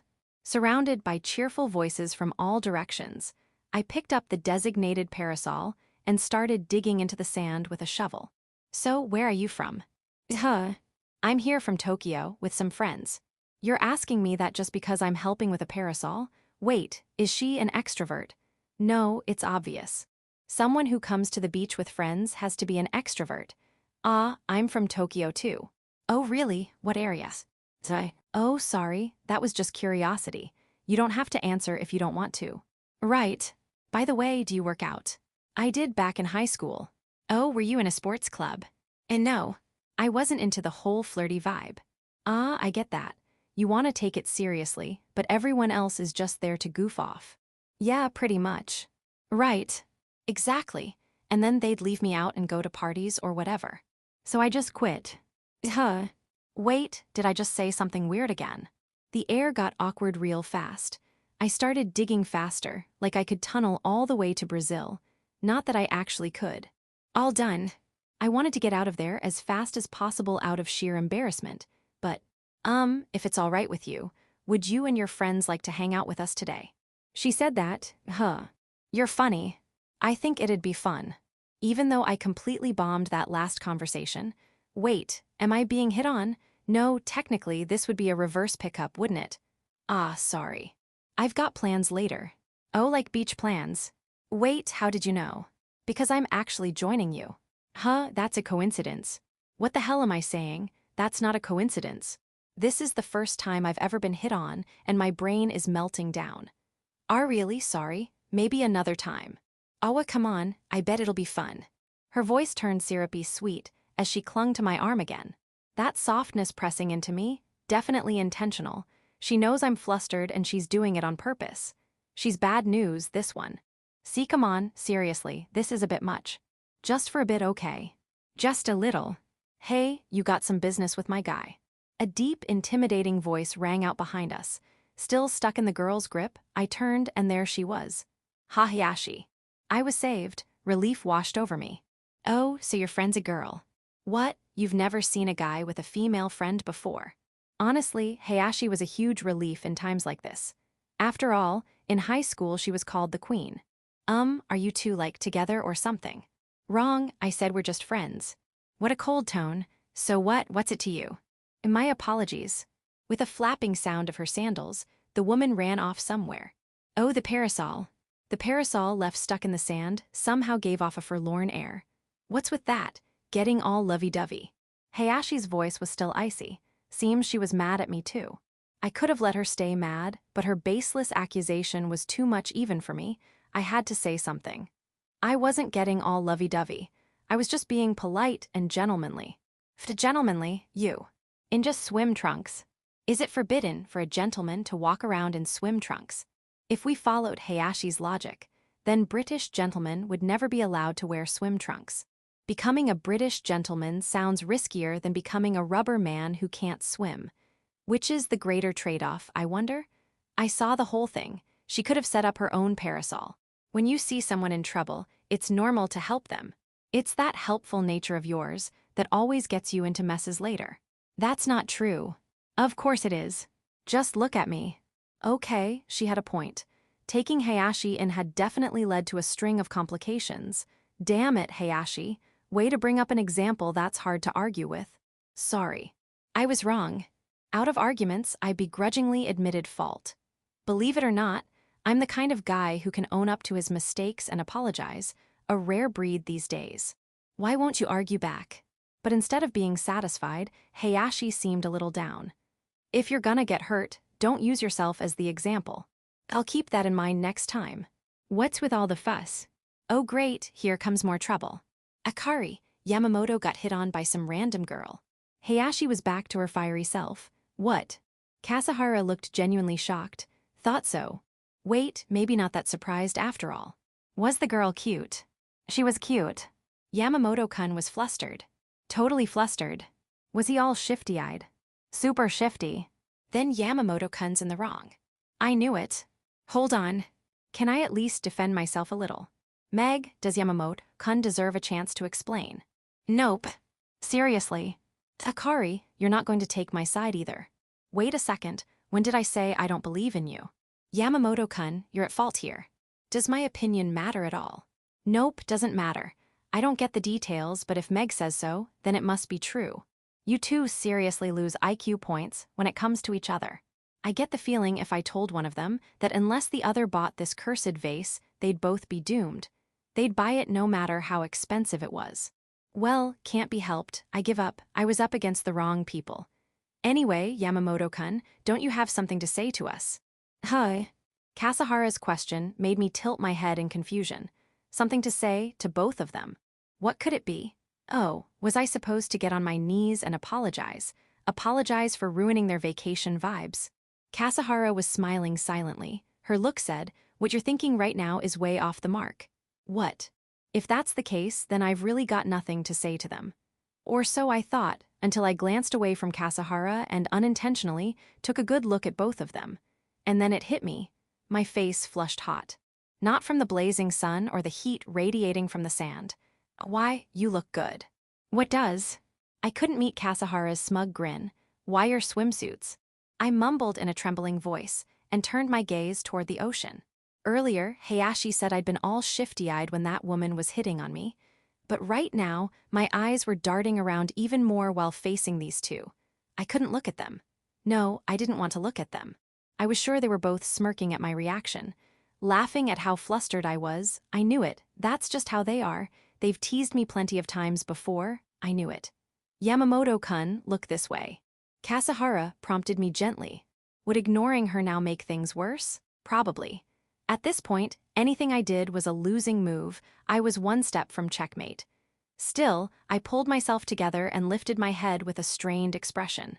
When I looked up, Kasahara was, as expected, smiling, like a mischievous little girl who just pulled off a harmless prank. Then, my gaze shifted to the girl standing beside her. Hayashi was. What? Blushing in embarrassment, she glared at me. You look good, is that all? What do you mean? What do I mean? Even when she suddenly made a move on me, even when we bathed together, even when I protected her from that attacker, you never made that face, you never looked so embarrassed, not once. Neither of us said it out loud, we just looked away from each other. So, Yamamoto-kun. Who looks better in their swimsuit? Kasahara's question made both Hayashi and me shoot her a glare. This girl, she really has no filter when Hayashi's around. Still, I found myself glancing between the two of them. I knew I shouldn't take it seriously, and yet I couldn't help but compare them. Slowly, I opened my heavy mouth, took a deep breath, like I'd know.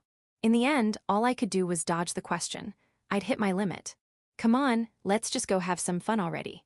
But didn't you say the summer sea isn't really the sea? Don't be stupid. Summer is exactly what makes the sea great. The sea's the best when it's full of people. Hot. Total flip-flap. My face stayed hot for quite a while afterward. Section. After changing into our swimsuits, we'd lost some time thanks to a few unexpected events.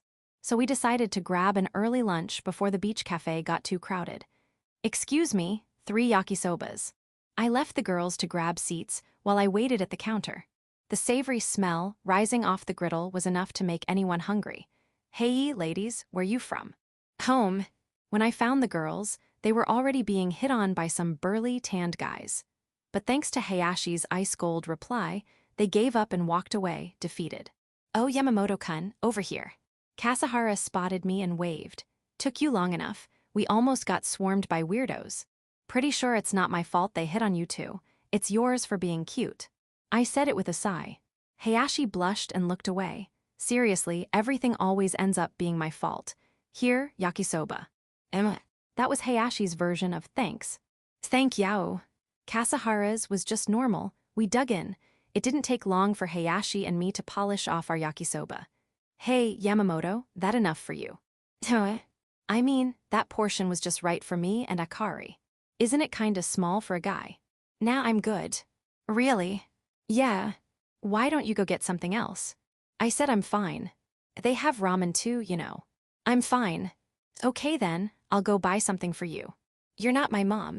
Like a mom worried her son will be hungry later, and trying to make him eat more than he needs. "Geez, I'm just worried about you." I appreciate the concern, but when I say I'm fine, I'm fine. Wasting food's worse, right? If you end up whining about being hungry later, don't come crying to me. Say a guy about to turn 20 starts bawling about being hungry. What would you think? I'd be weirded out. Exactly, so don't worry, I'm not gonna be that guy. Wait, if she already knew she'd be weirded out, why was she worried in the first place? Sorry. I can't anymore. As we bickered, Kasahara gave up. Half her yakisoba was still left in the container. Earlier, Hayashi said the portion size was just right for both her and Kasahara, but I guess only Hayashi was right. "Yamamoto-kun here, finish it." "Eh?" She handed me the container and I froze. I mean, that's basically an indirect kiss. "I'm full too, so you're the only option." Hayashi followed up, piling on the pressure. "What?" "Yamamoto, don't tell me. You're almost 20, and you're freaking out over an indirect kiss." "That's exactly right." Hayashi elbowed me hard. For some reason, she looked pissed. Oh, right, she'd been pushing for me and Kasahara to get together. Probably thinks I should count myself lucky and just eat before Kasahara changes her mind. With a sigh, I took the yakisoba. "Thanks." Without looking at Kasahara's smile, I reached into my own container and pulled out a pair of disposable chopsticks. When I grabbed some noodles with them, the soy sauce glazed yakisoba looked shinier than before. "Chomp." I gave myself a mental kick and shoved the noodles into my mouth. Strangely, the leftovers from Kasahara's container tasted lighter than the ones I ate earlier. "Was it good?" "Yeah." "Okay." After tossing the empty container into the cafe's trash bin, we returned to the parasol we'd set up earlier. "Way more people now, huh?" "Yeah." "Also, you've been talking about nothing but people for a while now. Came all the way to the beach, and that's all you've got to say?" Hayashi's cold tone seemed to say just that without needing to spell it out. "Seriously, I've never even been to the beach with friends before, and now I'm suddenly here with two girls. I have no idea what I'm supposed to talk about." Hey, Yamamoto, sorry, but could you put sunscreen on my back?" "Hi." Hayashi pulled her long black hair forward over her chest and turned her back to me. I already put it on the rest of my body when I changed into my swimsuit, but I couldn't reach my back.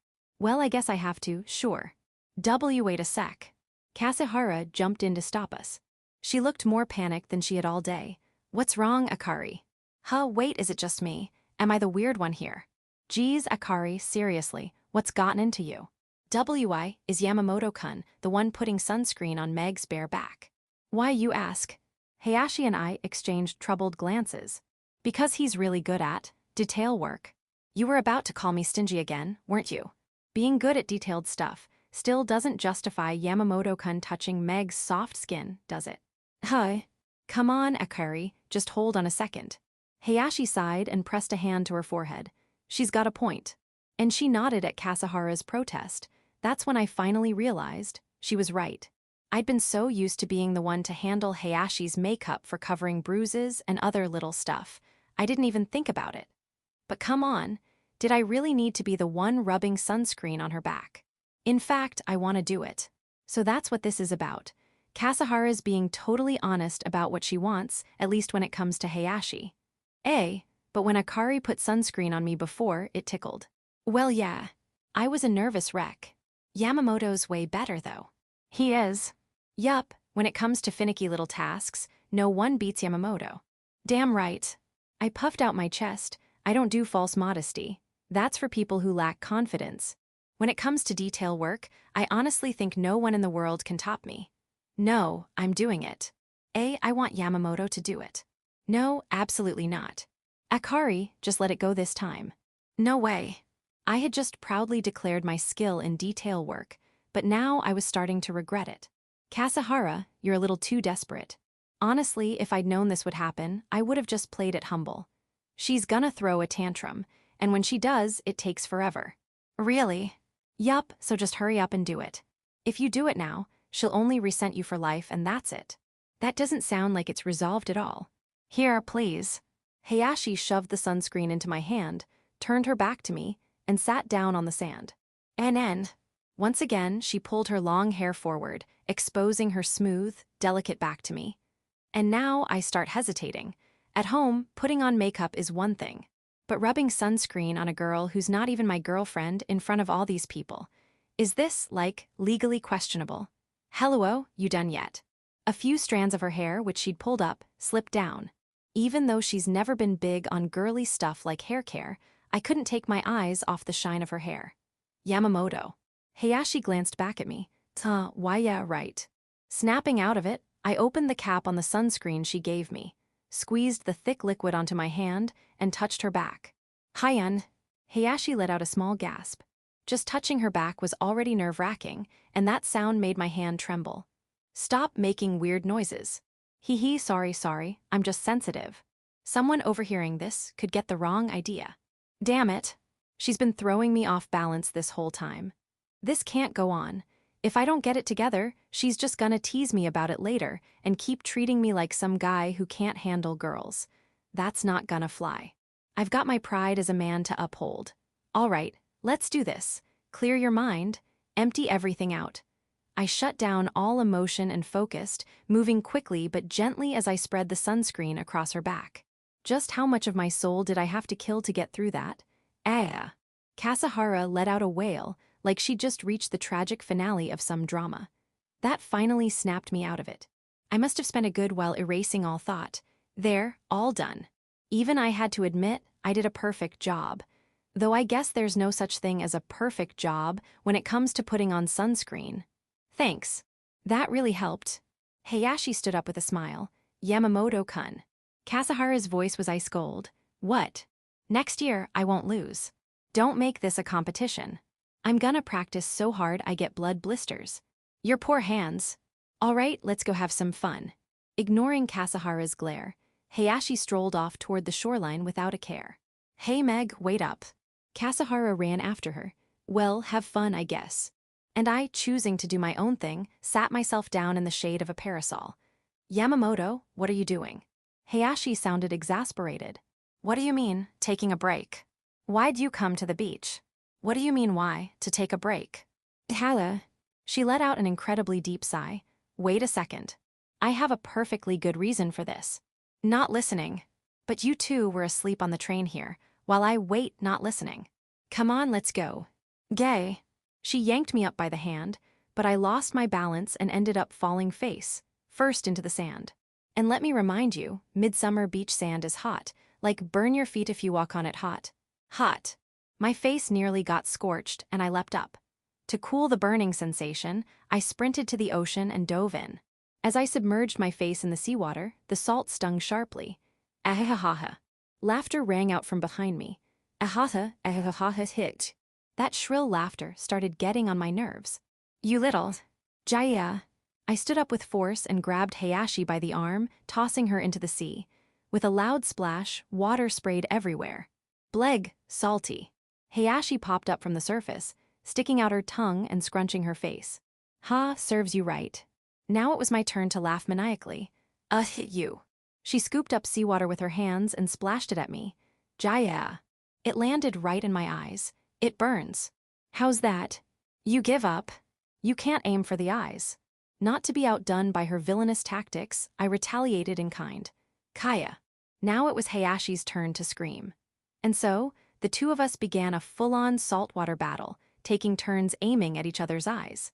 Ahaha, you two have way too much energy. We heard Kasahara's voice over the sound of the waves.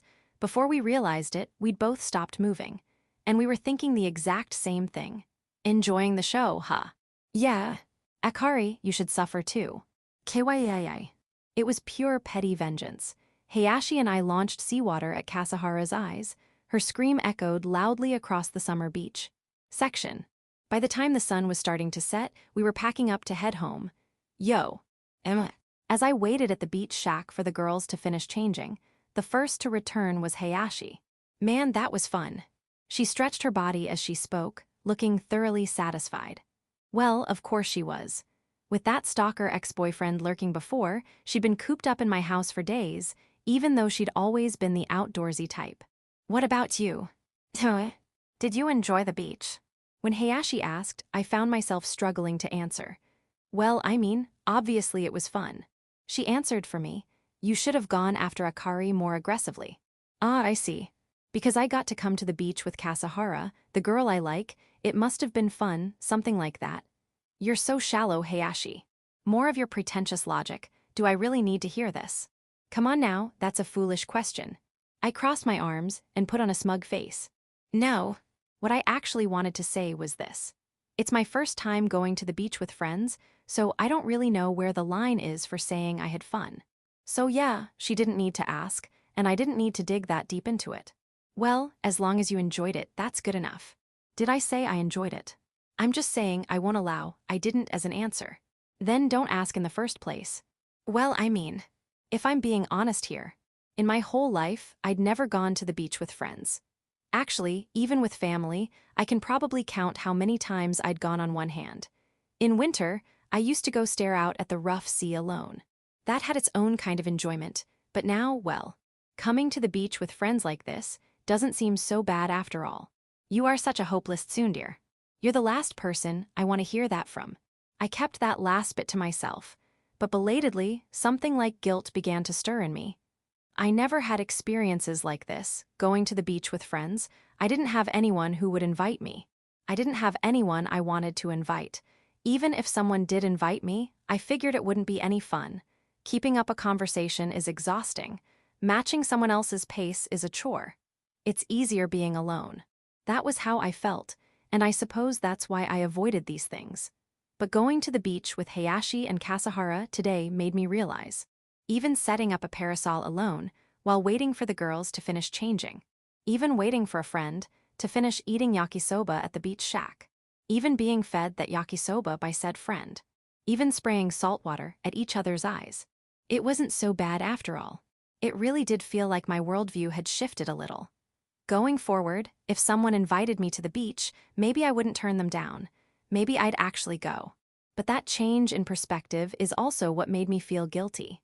After all, the reason Kasahara and I brought Hayashi to the beach was to trap her. We didn't tell her this was her hometown. We planned the trip to force her hand, to push her into reuniting with her parents. Even now, I have no intention of backing out and going back to Tokyo. If it comes to it, I'll drag Hayashi there kicking and screaming. That reunion with her parents, there's no way I'm letting that fall through at this point. But the truth is, I was starting to feel a little uneasy. Wasn't there a less forceful way to do this? Couldn't we have handled it more peacefully? All those second thoughts were swirling in my head. Yamamoto, you're making a scary face. Am I? I forced a calm expression, trying not to let my guilt show. Yeah, unlike you, I've always been the type to hang around with all sorts of people. And from that perspective, the look you have right now, that's the face of a liar. I'm not lying. Then it's the face of someone hiding something.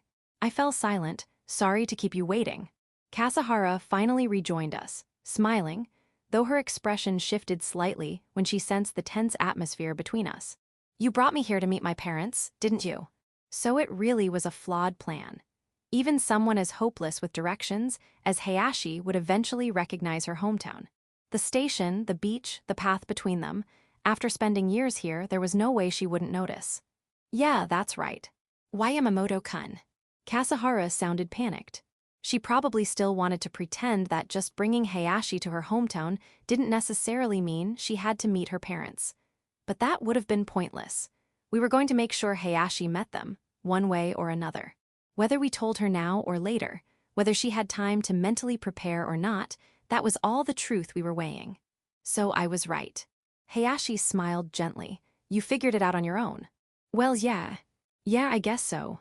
On the way back from changing, I bumped into Mikan. Hey, Mikan. A classmate from high school. You were in the same class too, weren't you? Was I? I was so embarrassed, you know? I was all happy like, wow, fancy seeing you here. And then she just deadpans, this is your hometown, right? So it wasn't the scenery that gave it away. Meaning Kasahara's plan had mostly worked. The only miscalculation was not factoring in the chance she'd run into someone from her past here. So why go through all this roundabout stuff? I asked Kasahara for help. I told her I wanted to get you to reunite with your parents. Then she suggested we come here for a beach trip. She figured, with your poor sense of direction, you wouldn't realize it was your hometown. And if we missed the last train, and you didn't have money for a place to stay, you'd have no choice but to go home. I see, but didn't you think I might barge into a friend's house, or something instead? Nope. I didn't think that would happen. Why not? Because you wouldn't do something like that. I crossed my arms. Even if it's a friend, if someone from high school suddenly showed up unannounced, they might find it annoying. That's why I knew you wouldn't do it. You're not the kind of person who does things others hate. That's so. Anyway, the point is, Kasahara just couldn't say no to my request. If you're gonna be mad at me. H.A. Yamamoto-kun. Kasahara raised her voice. I'm just as guilty here. Don't try to play the noble martyr and take all the blame. But I pressured you and boxed you into a corner. That makes it my fault. No, it doesn't. I'm equally responsible. Fine, I get it. She's so stubborn sometimes. Hayashi, what's so funny? I mean, look at you two. I didn't have to do anything. You guys are practically best friends already. Shut up. And for the record, I'm not mad or anything. You're not. Nope. Hayashi smiled and nodded. Because I can't keep causing you trouble, can I? She looked at me as she said that. There it is again, that reasoning. That's not the only reason. Hayashi looked down. I think I understand now. At least a little, why my dad was so strict with me. Meg. And didn't you say it too? That you don't want to live with regrets. I've started to feel the same. I see. Yeah, just sorry. If I go alone, I feel like I'll get heated and we'll just end up fighting again. Yeah, that sounded exactly like something Hayashi would do. Her temper's not exactly hard to provoke. So, I know it's pathetic to ask, but would one of you come with me? One of us, not both. If too many people show up, my parents might start jumping to weird conclusions. Yeah, that makes sense. If two outsiders showed up with their long-lost daughter, her parents might think she'd joined a cult or something, or brought back a shady fortune teller. There wouldn't be any time for a heartfelt reunion. One of us, Kasahara murmured. I had a feeling, if it came down to it, she'd be the one to say, I'll go. So I waited for her to speak. Kasahara glanced at me, then gave a little smile. Then, Yamamoto-kun, you go. You're the one who should go with her. Why me? From what I'd heard before, Kasahara had met Hayashi's parents before. She was used to handling Hayashi's messes and clearly better suited for this. No matter how you looked at it, Kasahara was the more logical choice. But right now, the person Meg trusts the most, unfortunately, and to my great frustration, is you. What? This Hayashi. Trusts me. I looked over at her cautiously. Hayashi averted her eyes awkwardly. What? No, it's nothing. Say something, damn it. I seriously don't know what to say in situations like this. Oops. I totally forgot. I've got something to do later today. Before Hayashi could reply, Kasahara suddenly spoke up. So yeah, Yamamoto-kun, I'm counting on you. Okay. I got it. All I could do was nod. Well then, see you. Kasahara took off running. We stood there for a while, watching her back grow smaller and smaller. Shall we go? Yeah. Once Kasahara disappeared around the corner, we finally started walking. In the distance, a crow cawed. The sound of gentle waves behind us gradually faded away. The smell of curry drifted in from somewhere. The city's 5 o'clock chime began to play. This time last visit, it was already pitch dark. Time really does fly, doesn't it? Yeah. You know, the moment I really feel the seasons change is when I notice the sun setting earlier or later. I get that. Just a short while ago, it stayed light around this time, but now it's already starting to get dark. When summer ends and I can feel winter creeping in, it makes me feel really down. I can relate. She's surprisingly talkative all of a sudden. Is she that anxious about seeing her parents again? I told you earlier, right? That I'm going to meet them because I can't keep causing you trouble anymore. But that's not the only reason. I see. When I was a kid, I didn't care. But now that I'm older, I've realized just how fast a year goes by. It's a psychological phenomenon. Time seems to pass faster the older you get.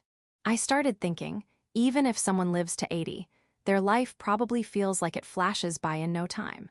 Yeah, if we assume life lasts 80 years, then even we have already lived through a quarter of it. Our parents are even further along. Yeah, my dad used to tell me the same thing, over and over. Grow up to be someone who doesn't cause trouble for others. He said it so often I could have grown calluses on my ears. I rebelled during my teenage years and I pushed back hard. But it wasn't just rebellion. I really believed it. I'm not causing trouble for anyone, I thought.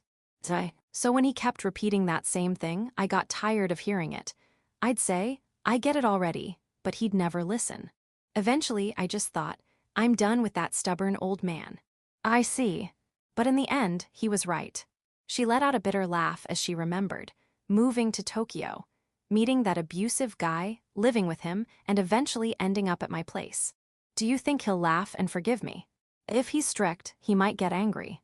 Think we'll get into a fight? Knowing you, probably. If we do, would that make me someone who hasn't grown at all? Hard to say. That depends on how you feel after the fight. Will you reflect on it, or just write him off and cut ties again? If I chose the latter, I really would be a woman who hasn't changed. Hayashi lowered her head. Yamamoto. Yeah. I asked you to come so that wouldn't happen, okay?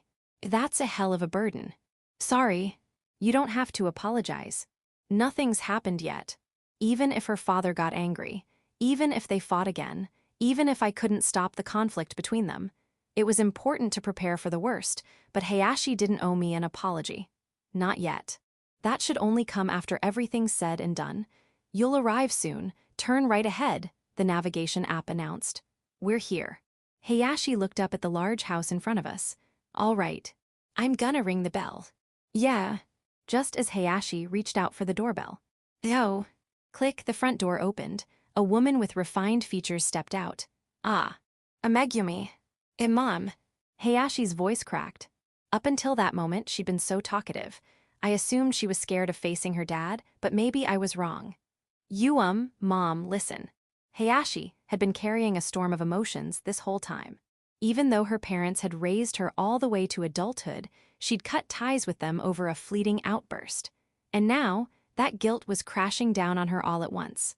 The fear of being scolded by her father, moms, and the joy of being reunited with parents she thought she'd never see again. Overwhelmed with emotion, Hayashi threw herself into her mother's arms. Good grief. Just where have you been wandering all this time? Her mother gently stroked her head. I'm sorry. It's all right. You suddenly disappearing isn't exactly new behavior for you. I'm sorry. I'm really sorry. It's okay, so who's this young man? Her mother turned to me, and my face immediately stiffened. Yamamoto, Hayashi said, unceremoniously. And Yamamoto-kun is. A lot happened, and we're living together now. Oh, I see, but last time we spoke, right before you cut off contact, you said you were going to live with an older elite banker, someone about 5 years older, with marriage in mind, didn't you? He doesn't look that much older, though. That guy turned out to be abusive, so I left him. What? Her mother looked visibly shaken, like she'd just been hit with a plot twist she wasn't prepared for. And then, I ran into this guy by chance, and he let me stay with him. Then the abusive ex found me, and there was a big commotion, and then I was nearly attacked by someone I knew from college. It's just so much, ooh. Okay, don't start crying yet. Let me catch up first. If it's all right, I'll explain in her place. As Hayashi burst into tears, I stepped in and gave her mother a full account of everything that had happened up until now. No embellishments. Even without them, her story could fill 2 volumes of a light novel easily. She went through all that. So please don't blame her. The man who pushed her into that corner, he was arrested. He was the kind of scumbag who used violence and mental manipulation to dominate a girl who wasn't even of legal age yet. She was a victim. Please try to understand. It's all right, I'm not angry. Really? Yes. Ever since she stopped contacting us, I've regretted everything. We told ourselves it was for her own good, for her education, but we were just too hard on her. It's true. You're really leaning into that, huh? Haha. This whole smooth-talking side of her. Wonder who she got it from. Who did she get it from? Well, it's not from me, so I guess her father. Then yeah, it's definitely from her mom. Oh, that's right, Hayashi suddenly said, as if something important came to mind. Dad is dad here. I need to apologize to him too. He might yell at me, and we might argue again, but I still have to say I'm sorry. That's true. Mom, where is he? Is he not home? Is he at work? She sounded like a little kid, asking over and over where her dad was. It was kind of endearing. But something was off. Her mother suddenly seemed hesitant to respond. Come to think of it, why did she open the door before Hayashi even rang the bell? Looking more closely, I noticed she had a Boston bag in hand. A fairly large one, enough to hold a week's worth of clothes. Was she about to go on a trip? If that were the case, then why this awkward silence about where her husband was? No way. Is he awake right now? Huh. Megumi, do you want to go see your father? Huh. Your father, he's in the hospital. They say he doesn't have much time left. What? Chapter 5. The Queen's Unending Hardships. Yes. Back in my first year of middle school, I scored really high on an English test. I'd always hated English. Why do we have to study English when we're born and raised in Japan? I used to think like that. But my dad kept going on about how English would be essential in the future, so I studied hard, even though I hated it. Getting that result made me so happy, and back then, I didn't have any resentment toward my dad yet. So that night, I proudly showed him my score. Dad, look, I got a 98 on my English test. I really thought he'd praise me when he saw it. That's no good, Megumi.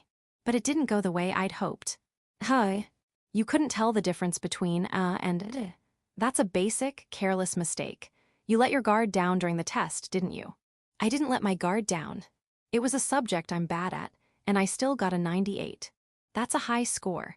No, you let your guard down. There's no way you'd make that kind of mistake otherwise. Dad was a strict man. Around the neighborhood, people said he was a devoted father when it came to education. He had a bit of a reputation. When I was little, I could accept his criticisms without resistance. After all, most of what he said was objectively right. If I just did what Dad said, things would work out. I was small, and my sense of self had only just started to form, so I still kind of believed that. Why do you have to say things like that? But once I got to middle school and started forming my own identity, our fights started happening all the time. Probably enough that the neighbors thought we had a bad relationship. It wasn't long before I found out that people could hear us arguing even at night. I think I just hit my limit. Because Dad never acknowledged me, no matter how hard I tried. I did my best in my own way. I worked hard in my own way, but Dad always judged me by his own standards. I'm going to live with a guy who works at a bank. I told my parents about moving in with Seiji the day before I moved out. Megumi, I was surprised to hear from you after so long, and now you're saying this, my mom said on the phone, clearly flustered. I'm just telling you I'm moving in with someone, that's it. Living together. You just turned 19. So what? Putting your father on. I heard Dad's voice. Megumi, explain this properly. I told you, I'm moving in with a guy who works at a bank. What kind of person is he? You've never even mentioned him before. Why should I have to tell you? It's my life. What about university? That's none of your business. It's not like you're paying for my rent anyway. I was against you going to university in Tokyo from the start. I should have made you go to a local one. You always do this. I had planned to just inform them and hang up, but that made me snap. You're always saying things like, I don't think that's a good idea, or isn't it too soon? All you care about is appearances. Don't you want me to be happy? I'm going to live with someone I love. We're going to build a life together. I do want you to be happy. I just want you to have a normal kind of happiness. What the hell is that? Megumi. I'm not calling you again. Don't call me either. Megu. I hung up. When they called back, I ignored it. That was the last time I spoke to my parents before we reunited today. Looking back, I was pretty harsh, but I can't help it. I'd already hit my limit, and back then, I honestly believed. Once I'm free of them, I'll prove them wrong. They'll think, our daughters lived such a wonderful life. Without their help, I'll grab happiness on my own. Well, in the end, I didn't get anywhere near happiness. It started around last month. He's been in bad shape, Mom said. Yamamoto sat in the passenger seat, and I was in the back of my mom's car. As she drove, I listened blankly to her speak, regretting everything I'd done. Lung cancer, terminal stage. She said it so matter-of-factly. When I told him I was pregnant with you, he quit smoking that day, said it was bad for the baby. And now this, it's ironic, isn't it? I didn't know. Well, I guess years of overworking finally caught up to him. He was so devoted to his job, and so incredibly strict. He was tough on others, but even tougher on himself. The hum of the engine felt strangely quiet. Some people kept their distance from him, but he said it was all for the family. He became a department head before anyone else in his cohort and had a lot of people relying on him. You probably don't know this, but he collapsed from overwork 3 times. Not that that sort of thing is romanticized anymore. I sure didn't appreciate it. It was draining, physically and emotionally. I struggled to keep from crying. He really was an awkward man. No one said a word after that. Section. We parked and entered a city hospital. Beyond the doors was a waiting room where men and women, young and old, waited for their turn to be seen. This way. Following Mom, we made our way deeper into the hospital. We took the open elevator up to the 3rd floor. The air had a faint chemical smell. We walked down the ward corridor behind her, and she entered a private room. Hayashi, you okay? Your face is completely pale. Yamamoto's words made me realize I hadn't been fully present until this very moment. Do you want to rest a bit before going in? I'm fine. I see. Following behind Yamamoto, I entered the hospital room. In the quiet room, free of any background noise, I saw a bed covered in white sheets. Step by step, I walked toward it. Looks like he's asleep, my mother said. As I slowly looked at the man lying on his back in the bed, there was no doubt. It was my father asleep. Ever since we had our falling out in my first year of middle school, I hadn't looked at his face properly. In fact, I'd gone out of my way to avoid seeing him at all. But no matter how much I tried to ignore him, I'd still catch glimpses of him in the corner of my vision, and I'd hate it. Even though I'd gone that far to shut him out, I still recognized him immediately. He used to look so much healthier. He used to have such presence. His neck had thinned, his cheeks were sunken, and his white hair and wrinkles had increased. He really doesn't have long, does he? To be honest, until I came here, I didn't believe what Mom told me. Even when she said his time was almost up, deep down I thought, he's probably still got years ahead of him. He's fine. I think I just didn't understand what it meant for my dad to die. Even if we were estranged, even if we'd cut ties, I'd always assumed Dad would still be at home. But now, seeing him lying in that hospital bed, I couldn't deny it anymore. Maybe we should come back tomorrow, when he's more likely to be awake. Is it my fault? Is it because I caused Dad so much stress? Is that why this happened? It's too late now. Even if I regret it, it's already too late. I know that, but I couldn't stop the regret. Why do you have to say things like that? If I had known, I wouldn't have rebelled. I'm not calling you again. Don't call me either. If I had known, I wouldn't have fought with him. No matter how much I regret it, no matter how much I curse my own stupidity, it won't make Dad better. Even though I know that, I couldn't do anything but stare at him, completely at a loss. Let's go. Yamamoto-kun, you come too. Okay. I don't remember much after that. I think Yamamoto pulled me along and helped me to the car while I was still in a daze. Next thing I knew, I was sitting on my childhood bed at home. My room's on the 2nd floor. I could hear voices chatting from the living room downstairs, Mom and Yamamoto, it sounded like. So dusty. My nose itched a bit. I got up to open the window for some air. The curtains were already open, and moonlight poured in through the glass.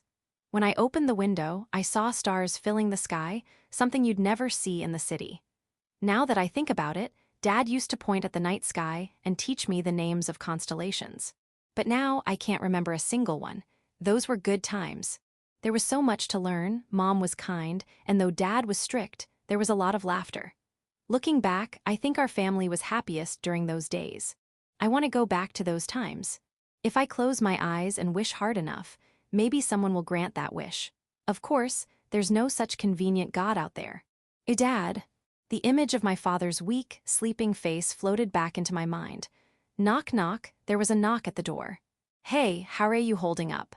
Without waiting for a response, the door opened and Yamamoto peeked inside. Feeling any better? I don't know. Still rough, huh? Yamamoto looked troubled. Well, obviously. He got dragged back to my family home because of my selfishness, and now, instead of getting into a fight or something, he's stuck in this awkward situation. He's probably thinking he got caught up in something really unpleasant. Sorry for the trouble. Before I knew it, I was apologizing. I don't see it as trouble. Hearing that a parent you haven't seen in years only has a short time left, anyone would be shaken. And if you'd been estranged until just before, of course you'd feel torn up about it. Thanks. Those words meant a lot. I felt like a small weight had been lifted from my chest. At the same time, I realized something. If it were anyone other than Yamamoto saying this, I don't think the words would have reached me at all. I've burdened Yamamoto so many times, and every time he's told me not to worry, that it wasn't a big deal. At first, I thought he was just being polite. That deep down, he found it annoying but didn't want to deal with me being all depressed, so he just kept it to himself. But lately, I've come to understand. Yamamoto's words always come from the heart. And that's why, because I know he truly doesn't see me as a burden, I felt relieved. What should I do now? Before I realized it, I was leaning on Yamamoto again, looking to him for answers. How many times has he saved me before, like when Miyachi came after me? Like when I unexpectedly ran into Seiji and he drove him away? Like when I had nowhere to go and he let me stay with him, just like always, if it's Yamamoto. Even though I used to hate him back in high school, now I find myself believing, if it's him, he'll help me find an answer. So once again, I ended up relying on him. I remembered something Yamamoto once said to me. No matter what choices you make, no matter what decisions you come to, if you're not the one choosing, then it doesn't mean anything. It's your life, so it only has meaning if you're the one who decides. What does Yamamoto think, seeing me ask for help again? What is he going to say? It's obvious why you're so down right now. Yamamoto finally spoke. You cut ties with your father, and now, when you finally try to reconnect, the worst possible outcome is waiting for you. So now, you regret cutting him off. You regret falling out with him. You regret all the terrible things you said. That's what's eating at you. That's right, wanting to go back to the way things were. Feeling helpless when I saw Dad in that hospital room. I'm full of regret right now. But you know, Hayashi, honestly, I think your problem right now is unbelievably petty. Petty? My problem is petty. Are you saying my dad's death is petty? There's no way you could possibly understand how I feel right now. I spat the words out. Something inside me was boiling. The only word for it was anger. Hey Hayashi. At least let me finish what I. Sorry, can you just leave me alone today? My hands were shaking, my voice too. I was barely holding back my anger toward Yamamoto. Hayashi, please. I never thought Yamamoto would say something so cruel. He's helped me so many times before. I truly believed he'd help me again this time. But I was wrong. I know it's wrong to feel this way. I have no right to be angry at Yamamoto, not after all I've relied on him. I have no right to be upset just because he said something harsh. Get out. Leave this room. Right now. Because I understood all that, I tried to suppress my anger and pushed Yamamoto out of the room, my voice trembling. If anything happens, let me know. With a slightly somber tone, Yamamoto quietly left the room. After he was gone, I lay on my back on the bed. Achoo. Even though I aired it out, the room was still dusty. Guess Mom didn't really clean up in here. Well, I suppose that's to be expected. I did say I was never coming back to this house, after all. Maybe they were planning to turn this room into storage or something. But for something they were going to turn into storage, everything's still in the exact same place as when I left. What should I do now? Bathed in the faint light coming through the window, I stared at the dust floating in the dark and murmured to myself. If it was going to hurt this much, maybe it would have been better if Dad just kept scolding me forever. In the end, maybe Dad was right again. I'm always making the wrong choices. Chapter 6. The Queen Nursing a Broken Heart. That night, I spent the night at a manga cafe near the station. Before going in, I picked up the bare minimum of amenities. Then, right before leaving the cafe, I brushed my teeth, took a shower, and stepped out. Kasahara, we're almost there. I had already contacted Kasahara last night and told her everything that had happened with Hayashi. While Kasahara had known Hayashi's parents from before, she apparently didn't know much about the current state of her family home. Yamamoto-kun, can we meet first thing tomorrow morning? The moment I told her, she'd scheduled that without hesitation. Morning, Yamamoto-kun. Hey. We met up near the station, which was still mostly deserted. Yamamoto-kun. What? You've got huge bags under your eyes. I didn't get any sleep. Kasahara smiled gently, maybe out of sympathy. After that, the two of us walked to a nearby family restaurant. When we opened the menus on the table, it was still early enough that they were only serving breakfast. How's Meg doing? Can't say it's good. I figured. Once I told her about Hayashi's condition, a heavy silence fell between us. I never imagined it would turn out like this. Yeah, I didn't see it coming either. I'm worried about Meg. Yeah. Our omelet plates arrived, and I slowly started eating. But I didn't have much of an appetite, so my spoon moved sluggishly. Do you think Meg will stay here, in her hometown? Kasahara murmured. Given her father's condition and how Hayashi was feeling right now, it wouldn't be surprising if she decided to stay. What she does is up to her, it's her decision to make. And you're okay with that, Yamamoto-kun. Why are you bringing my feelings into this? I glared at Kasahara. If I were Hayashi's boyfriend, I'd get where Kasahara was coming from. But with the current state of things between me and Hayashi, trying to stop her from doing anything would just be weird. Did something happen between you and Meg? Kasahara seemed to have picked up on something. Nothing happened. That's a lie. It's not. Kasahara raised her voice just a bit. If it were really nothing, you'd be asking, what are you talking about, right now? She's got a point, Kasahara. Could you go see Hayashi later today? You're not coming. I'm not. I looked down. I made her angry. I told Kasahara what had happened between me and Hayashi. She'd been completely worn out, and I tried to encourage her. But instead of helping, I only made things worse. I probably hurt her. I can't just leave her like that, but I doubt she wants to see my face right now. All right, I'll go check on her. Kasahara didn't blame me. Thanks. But only if you come with me. What? You're coming too, otherwise I'm not going. My mind went blank. Why do I have to go to Hayashi's house again? Even if I went now, she probably wouldn't listen to anything I said. She probably doesn't want to hear from me at all. In this situation, the one who could be there for her, it has to be Kasahara. Yamamoto-kun. Yesterday, when Meg had to choose between me and you to go with her to her parents' house, she picked you. No, Hayashi didn't choose me, you chose me. But Meg didn't ask me to come with her, did she? She's someone who doesn't hesitate to say no when she doesn't want something. It's true, back in high school, even when she had to turn down something awkward or unpopular, she never hesitated to say no. Even if I was the one who brought it up, Meg didn't say she didn't want you to come with her. That's already your answer. Something warm stirred in my chest. Meg was okay with you coming. No, she wanted you to come, not me, you. That's why I stepped aside and let you go instead. Yes, I love Meg. I know how to handle her. If I went to see her, I could probably calm her down and fix this whole situation. But even if I'm the right person to resolve this, I'm not the right role. This is something you need to take care of, Yamamoto-kun. You're being dramatic. This isn't being dramatic. Kasahara slammed her hands on the table and stood up. In the mostly empty morning restaurant, the few customers and staff turned to stare at us. They probably thought we were having a lover's quarrel or something. We were at each other's throats in high school, remember? Not that it mattered what they thought. Ignoring the curious glances, I pushed back. She knows, doesn't she? Kasahara knows just how volatile things were between me and Hayashi back in high school. She even admitted not long ago that she'd been holding her breath, afraid of how things might go between us. And yet, it's true this is a problem between me and Hayashi, but that doesn't mean it has to be resolved only between us. All of this started because Hayashi learned about her father's condition. In that case, someone like Kasahara, who already knows her family, should be more than capable of being the one she talks to. There's no reason it has to be me. So, why am I the one who has to be the right person for this? Because you two were at each other's throats in high school.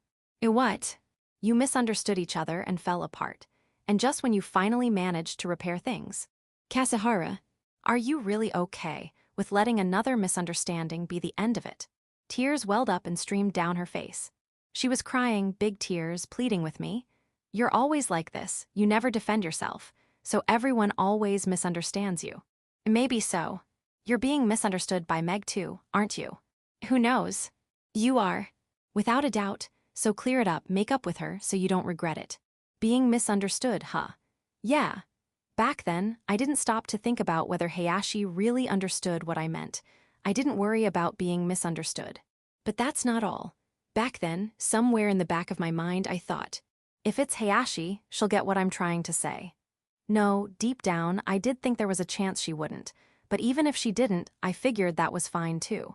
If it doesn't get through, then maybe our relationship just wasn't that strong to begin with. That's how I tried to justify it. That way of thinking. Leaving things misunderstood.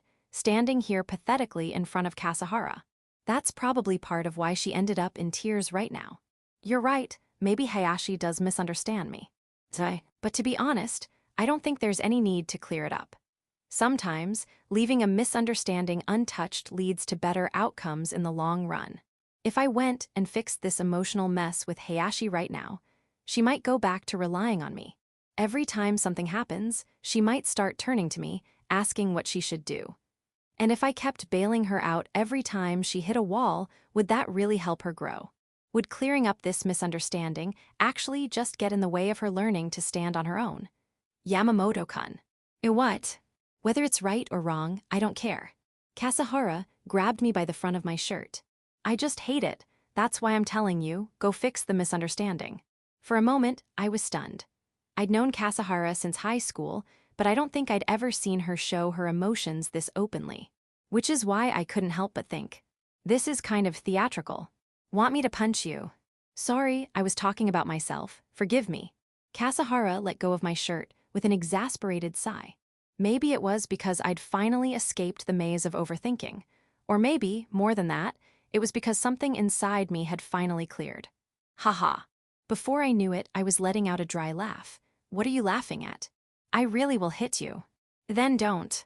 It just all started to feel ridiculous. Thinking too hard about what's best or what's fair. Whether I'm being selfish or selfless. It all just felt so pointless. Fine. If it bothers you that much, I'll go clear things up with Hayashi. I said it aloud. Yeah. Maybe for once, I'll try being straightforward with her. You should. You always rely too much on curveballs. That's why everyone misunderstands you. The only time you're ever clear is when you're being rude. I'll probably make a complete fool of myself. Understood. Kasahara nodded gently, her eyes still a little puffy. Then let me know how it goes afterward, okay? Sorry for stealing the role of Hayashi's emotional support. Seriously, what kind of person does that to someone they used to like? Yeah. Just joking. We caught each other's eyes, her pretending to be mad, and couldn't help but laugh together. I'm heading out. Okay. Leaving Kasahara behind, I exited the family restaurant. See you later, Yamamoto-kun. Section. On my way from the restaurant to Hayashi's house, I found myself vaguely thinking about what I should say to her. Well, whatever I end up saying, I should probably start by apologizing. I'll say sorry, and once she's calmed down a bit, I'll get to the main point. I told Kasahara I'd be direct this time, so I guess I'll decide how to say it when the moment comes. Man, why am I doing all this for Hayashi? Even as I grumbled, I was surprised by how light my mood had become. Maybe I should be acting a bit more serious about all this. But after hearing Kasahara's sincere feelings, the weight on my chest had lifted. I wasn't unsure anymore. Hope she feels even a little better, too. Thinking something that totally wasn't like me, I arrived at Hayashi's house. I was a little nervous, but I rang the doorbell without hesitation. Oh, Yamamoto-kun. Good morning. It was Hayashi's mom who greeted me. Is Megumi-san? She's still asleep. Her mother gave a wry smile and shrugged. I'd spoken to her briefly the night before, when Hayashi was too out of it to say much, and despite her sharp tone, I got the sense that she was a kind person at heart, very much like her daughter. It's hot out there, isn't it? Why don't you come inside and wait? Then I'll take you up on that. While you're at it, how about waking her up gently like you always do? I don't recall ever doing that, so I think I'll pass. I tried not to let the redness in my face show. Seriously, why do women always have to turn everything into something romantic?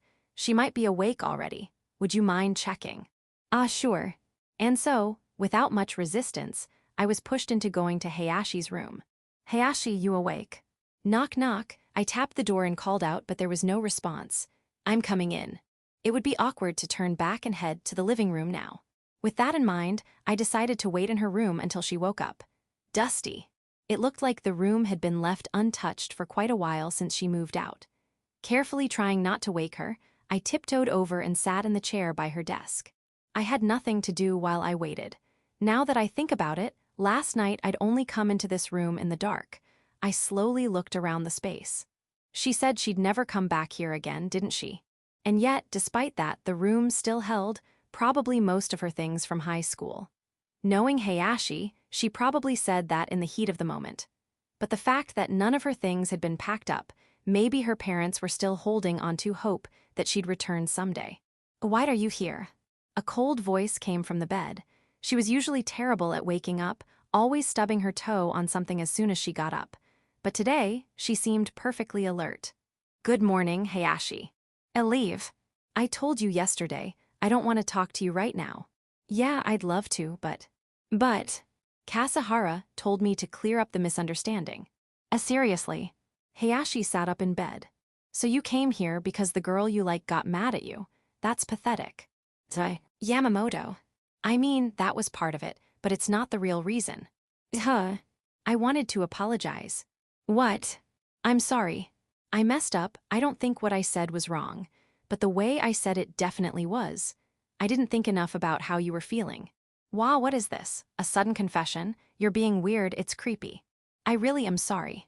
I should have chosen my words more carefully. And even when you told me to leave, instead of just walking away, I should have stayed and talked with you. I should have tried to understand you. Don't, it's gross. I should have known how you were feeling. I really should have, but I didn't meet you where you were, I'm sorry. Enough, just stop. But I shouldn't have gotten angry at you in the first place. Hayashi's voice was weak.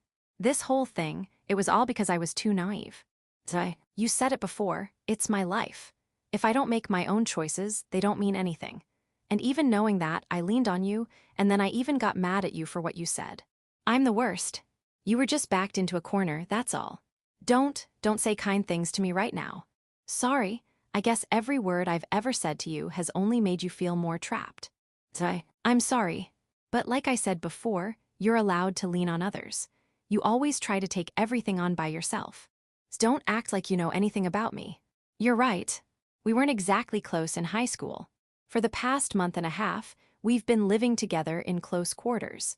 But in the context of her 19 years of life, that's only a month and a half. That's all our relationship really amounts to. There's no way I can claim to truly know her. But I do understand what it feels like to be about to lose someone important. That, at the very least, I understood. And yet, yesterday, I still said things that pushed her away. That's why I'm sorry. Wait, Yamamoto, what did you just say? Hayashi, there's something I haven't told you. Only Kasahara knows this. When I was in elementary school, I lost my dad. Chapter 7, The Queen in Confusion. When I was still small, it was just me, my parents, and our cat living together, 3 people and 1 pet. We lived in a rented 3 LDK apartment, and every morning, I'd wake up to the sound of my parents getting ready for work. All right, I'm heading out now. I should get going too. Have a good day, both of you. Both of my parents worked, and since I hadn't started kindergarten yet, I stayed home and waited for them with our cat, Mike. For lunch, I'd eat the meal Mom had prepared before leaving for work. But our cat Mike had a big appetite, so I'd feed him at the right time each day, scooping out the proper amount of cat food from the bag. That was when I was around 4 years old, so I like to think I was a pretty responsible kid even then. Mom, Mike didn't eat his food today. Then one day, Mike's appetite suddenly dropped. We took him to the vet, and he was diagnosed with kidney failure. Not long after, Mike passed away. He was already quite old, Mom had started keeping him when she was still living alone, so he no longer had the strength to fight off illness. Following my parents' tearful suggestion, we had Mike cremated. It was the first time I experienced the death of a family member. Surprisingly, I didn't cry. Maybe I was too young to really grasp what it meant for someone close to me to die. That might explain it. I didn't cry, but for about a week after Mike passed, I came down with something and was bedridden. By the time I'd recovered, it was time for me to start kindergarten. I didn't make many close friends there. Everyone's different, I guess, and it seemed I just wasn't very good at making friends. Hello. Right before I turned 5, I came home from kindergarten on the microbus. Just as I opened the door, the phone started ringing. Ah, hello, is this the Yamamoto residence? I remember the caller's voice was trembling a little. Yes, this is. Are you Tsutomu Yamamoto's son, by any chance? Yes, that's me. Is your mother home? No, she isn't. I see, can you get in touch with her? The man on the phone was speaking politely, but I felt wary. All I wanted to do was hang up as quickly as possible. I can, but... Then, could you please call her? I'm using your father's phone to reach you, but I haven't been able to get in touch with her. She's probably at work right now. Is this guy really from Dad's company? Doubt crept in, but then the man said something that shattered those doubts. I have something important to tell your mom once you get in touch with her, so please stay calm when you talk to her, all right? Your father collapsed at work. He went on to explain that Dad had suddenly collapsed, that an ambulance had been called, and that he'd been taken to the hospital. He gave the hospital's name and address and asked that we call back once we got in touch with Mom. He explained it in a way that even 5-year-old me could understand, simple and clear. And I did understand. Something bad had happened to my dad. An hour later, Mom rushed home. It was earlier than usual. I saw the call during my break and called back right away. As she gathered items for Dad's hospital stay, she briefly explained the situation to me. Then the two of us headed to the hospital, with Mom driving. All the way there, ever since I'd taken that call, I'd been filled with dread. Mike's peaceful sleeping face kept flashing through my mind. Mom, is Dad going to end up like Mike? Don't be silly. Of course not. Mom tried to sound cheerful, but her voice was shaking.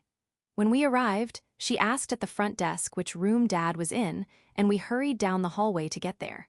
Ow! Mom was walking too fast and I tripped in the hallway. Sorry, I was rushing too much. She picked me up and walked even faster. When we reached the room, Dad was lying on his back, fast asleep in a stark white hospital bed. On his days off, Dad would often doze off on the living room floor, maybe from exhaustion.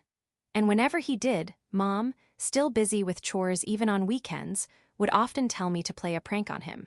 I'd seen his sleeping face plenty of times before, but I'd never seen him look so peaceful. A doctor came and guided us to an exam room. The explanation was full of difficult words I didn't understand. But when I saw Mom suddenly burst into tears beside me, I realized that whatever the doctor had said, Dad's condition wasn't good. He has about a year left. That's when we learned Dad's prognosis. As a side note, I later heard that when doctors give a prognosis, they tend to estimate less time than they actually expect. So if the patient passes away sooner than predicted, the family won't be as upset. Mom told me that on the drive home. She'd always been someone who spoke her mind. I'm the same, often getting into trouble for being too blunt. I guess I inherited that from her. Mom never hesitated to speak out when something didn't feel right to her. She also wasn't great at considering how others might take what she said. That's why I could only catch a guy like him. She'd often joke about Dad. And that's exactly why I got to meet the love of my life, Dad would say in return. He understood her better than anyone. Every time he told her he loved her, she'd get flustered, but deep down, she returned his feelings, even if she couldn't say it outright. Honestly, I wish he'd stop making me worry so much. Even in the car, Mom was praying for Dad's recovery, using her usual blunt words. Her voice trembled. From the back seat, I watched her sob softly, and with all my heart, I prayed too. The next day, my father woke up, and his life-prolonging treatment began. We should go camping again, the three of us. Dad said it brightly. Yeah. Save that talk for after you get better. Mom replied in her usual exasperated tone. I watched the two of them with a smile, from home to the hospital. The location had changed, but the dynamic between the three of us hadn't. But the only thing that hadn't changed was our relationship. 3 months after my father was admitted, the worsening of his condition became apparent. "Mom, I'll help around the house." First, there were chores. Originally, because both of my parents worked, they had always split household tasks. But after Dad was hospitalized, all of it fell on Mom. And with the busiest time of the year at her company hitting at the same time, she was being pulled in all directions, barely even sleeping. Even with all that, she still couldn't keep up with the housework, so I took over some of the responsibilities. Cleaning in particular gave visible results the more I did it. It felt like a game to me, and I got hooked the way a kid gets hooked on playing. "Mom, are you listening?" Next came exhaustion. Not only was Mom dealing with work and housework, but she also never slacked off with Dad's care. It wasn't just physical exhaustion, she was mentally worn out too. Sometimes my grandparents from both sides came to help, but since they lived far away in the countryside, they couldn't stay long. In the end, it felt like their visits only added to Mom's burden.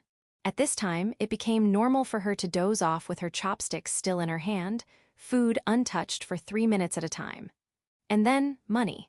Even though we used to be a dual-income family, Dad's salary was gone, and on top of that, the cost of his life-prolonging treatment piled up. Even I, a child, could see how desperate our situation was becoming. Sigh. Not long ago, our house had been full of smiles. There was me, Mom, Dad, and Mike. Now, it was just me and Mom. The atmosphere at home was the worst it had ever been. I started to find it easier to be alone than to be around anyone else. One day, a girl from my kindergarten class asked me to come play outside. "Yamamoto-kun, let's go play outside together." "No thanks. Playing dominoes by myself is more fun than being with everyone else." I've always had a tendency to say too much. "Why?" The girl burst into tears, and I ended up being treated like some sort of pariah at school. Or maybe I only thought they were treating me like something fragile. Maybe they just genuinely didn't like me. "Yamamoto, is it true your dad's dying?" I remember being approached by a group of 3 rowdy boys. Somehow, they'd heard about my father. Grinning, sneering, they seemed to be enjoying themselves. I couldn't respond right away. "We know, your dad's just lying in the hospital all day, right?" "Wait, aren't dads supposed to be walking around and working all day? Lying around like that's pathetic." The girl I'd made cry was pretty popular among the boys. They probably didn't like that she'd paid attention to a kid like me, or maybe that was just part of it. They probably just hated me, period, and they were looking for a way to beat me down. So, is he gonna die soon or what? They pressed me hard, ganging up on me. "Yeah, probably, he'll die soon." I answered calmly. Their eyes went wide, shocked, like they'd been blindsided. Not because I was trying to act tough or hide any weakness, but because I'd been watching my father get thinner by the day. I'd seen my mother break down, physically and emotionally. And I remembered Mike, who had taught me what death was. Without despair, without sadness, I simply understood. Dad's going to die. And not just that. If things kept going like this, we'd all go down with him. Because of Dad's illness, Mom was carrying so much weight.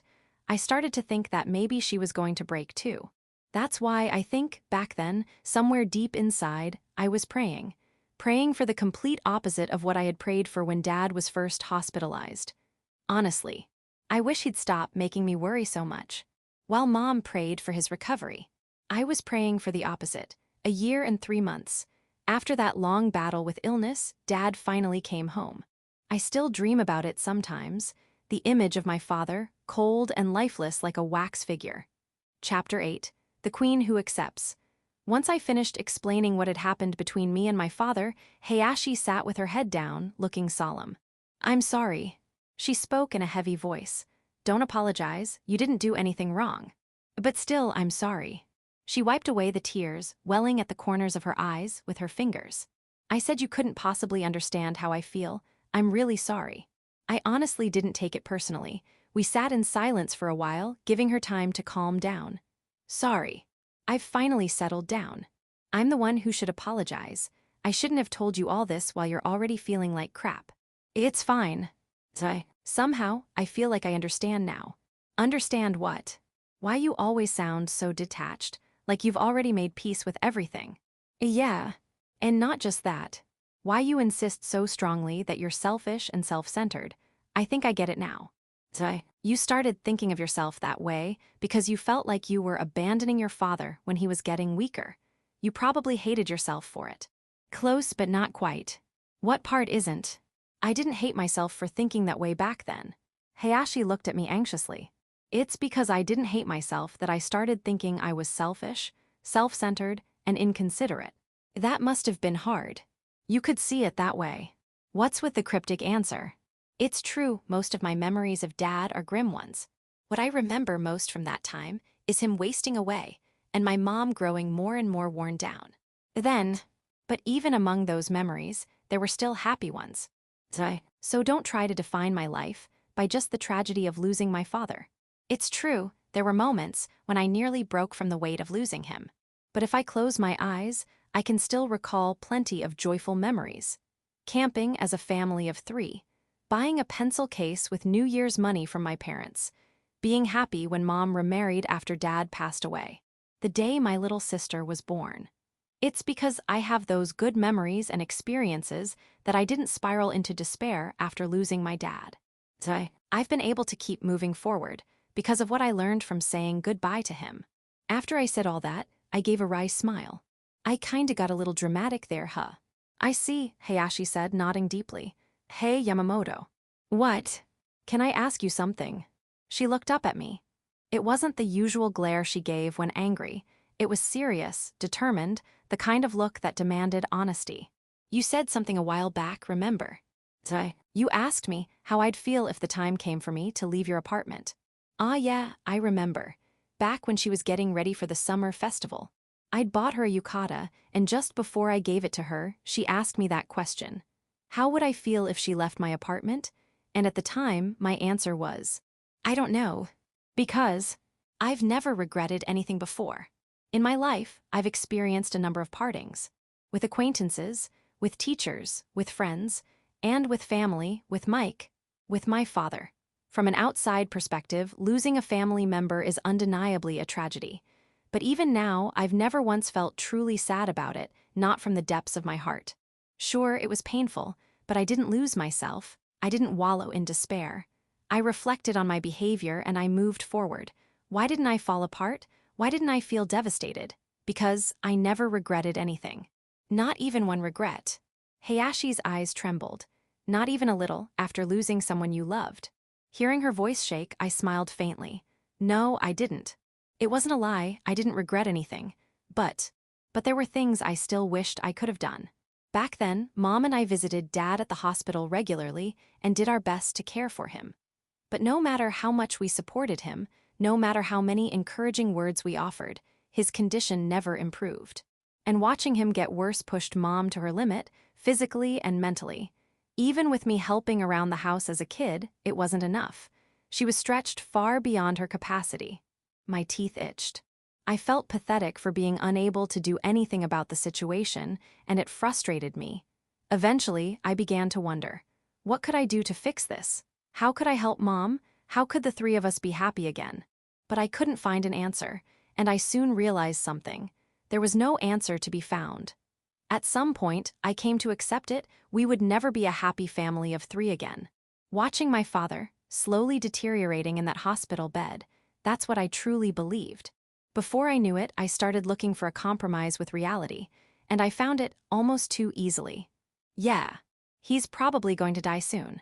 I was a little scared of how easily I could think that, of how naturally it came to me. But for Mom and me to move forward and live healthy lives, I started to believe it was the only way. Of course, that doesn't mean I took Dad's care lightly, but whether I truly cheered him on, deep down, whether my visits to him meant anything, whether I was ever able to smile for him, I'm not so sure.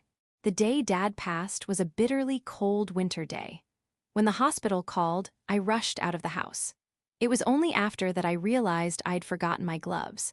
But when I saw Mom gripping the steering wheel, her face on the verge of tears, I couldn't bring myself to say anything. When we arrived at the hospital, I saw my father lying in bed, peacefully asleep. And I knew it was goodbye. He never woke up again after that. He passed quietly. The flat beeping of the heart monitor echoed through the room, and Mom's cries of anguish rang out loud. I almost sighed in relief, but I held it in, afraid Mom would get angry if she noticed. We'd only walked from the parking lot to the hospital doors, but even after it was all over, my hands were still frozen. I remember rubbing them together, trying to warm them up. And then it hit me, so this is it. I'll never see him again. I didn't feel sad. I didn't feel regret. I was prepared for it. But when the moment finally came, I realized how little I could remember. When was our last trip together? Where was the last restaurant we ate at? What were the last words we exchanged? Was he smiling when we said goodbye? I wonder if Dad was able to go with a smile in the end. That's what lingers in my heart. Because of how detached I'd tried to be, even though I was ready for the end, I couldn't grieve with him. I couldn't support Mom in her sorrow. I couldn't send Dad off properly. I became a bystander to my own father's death, and that embarrassed me. I thought I was the worst. I thought I was garbage. I thought I was beyond saving. And at the same time, I couldn't help but wonder. That man who had a son like me, so worthless, so pathetic, could he look back on his life and think it was a good one? You've always had a weirdly low opinion of yourself. That's where it started, didn't it? Maybe.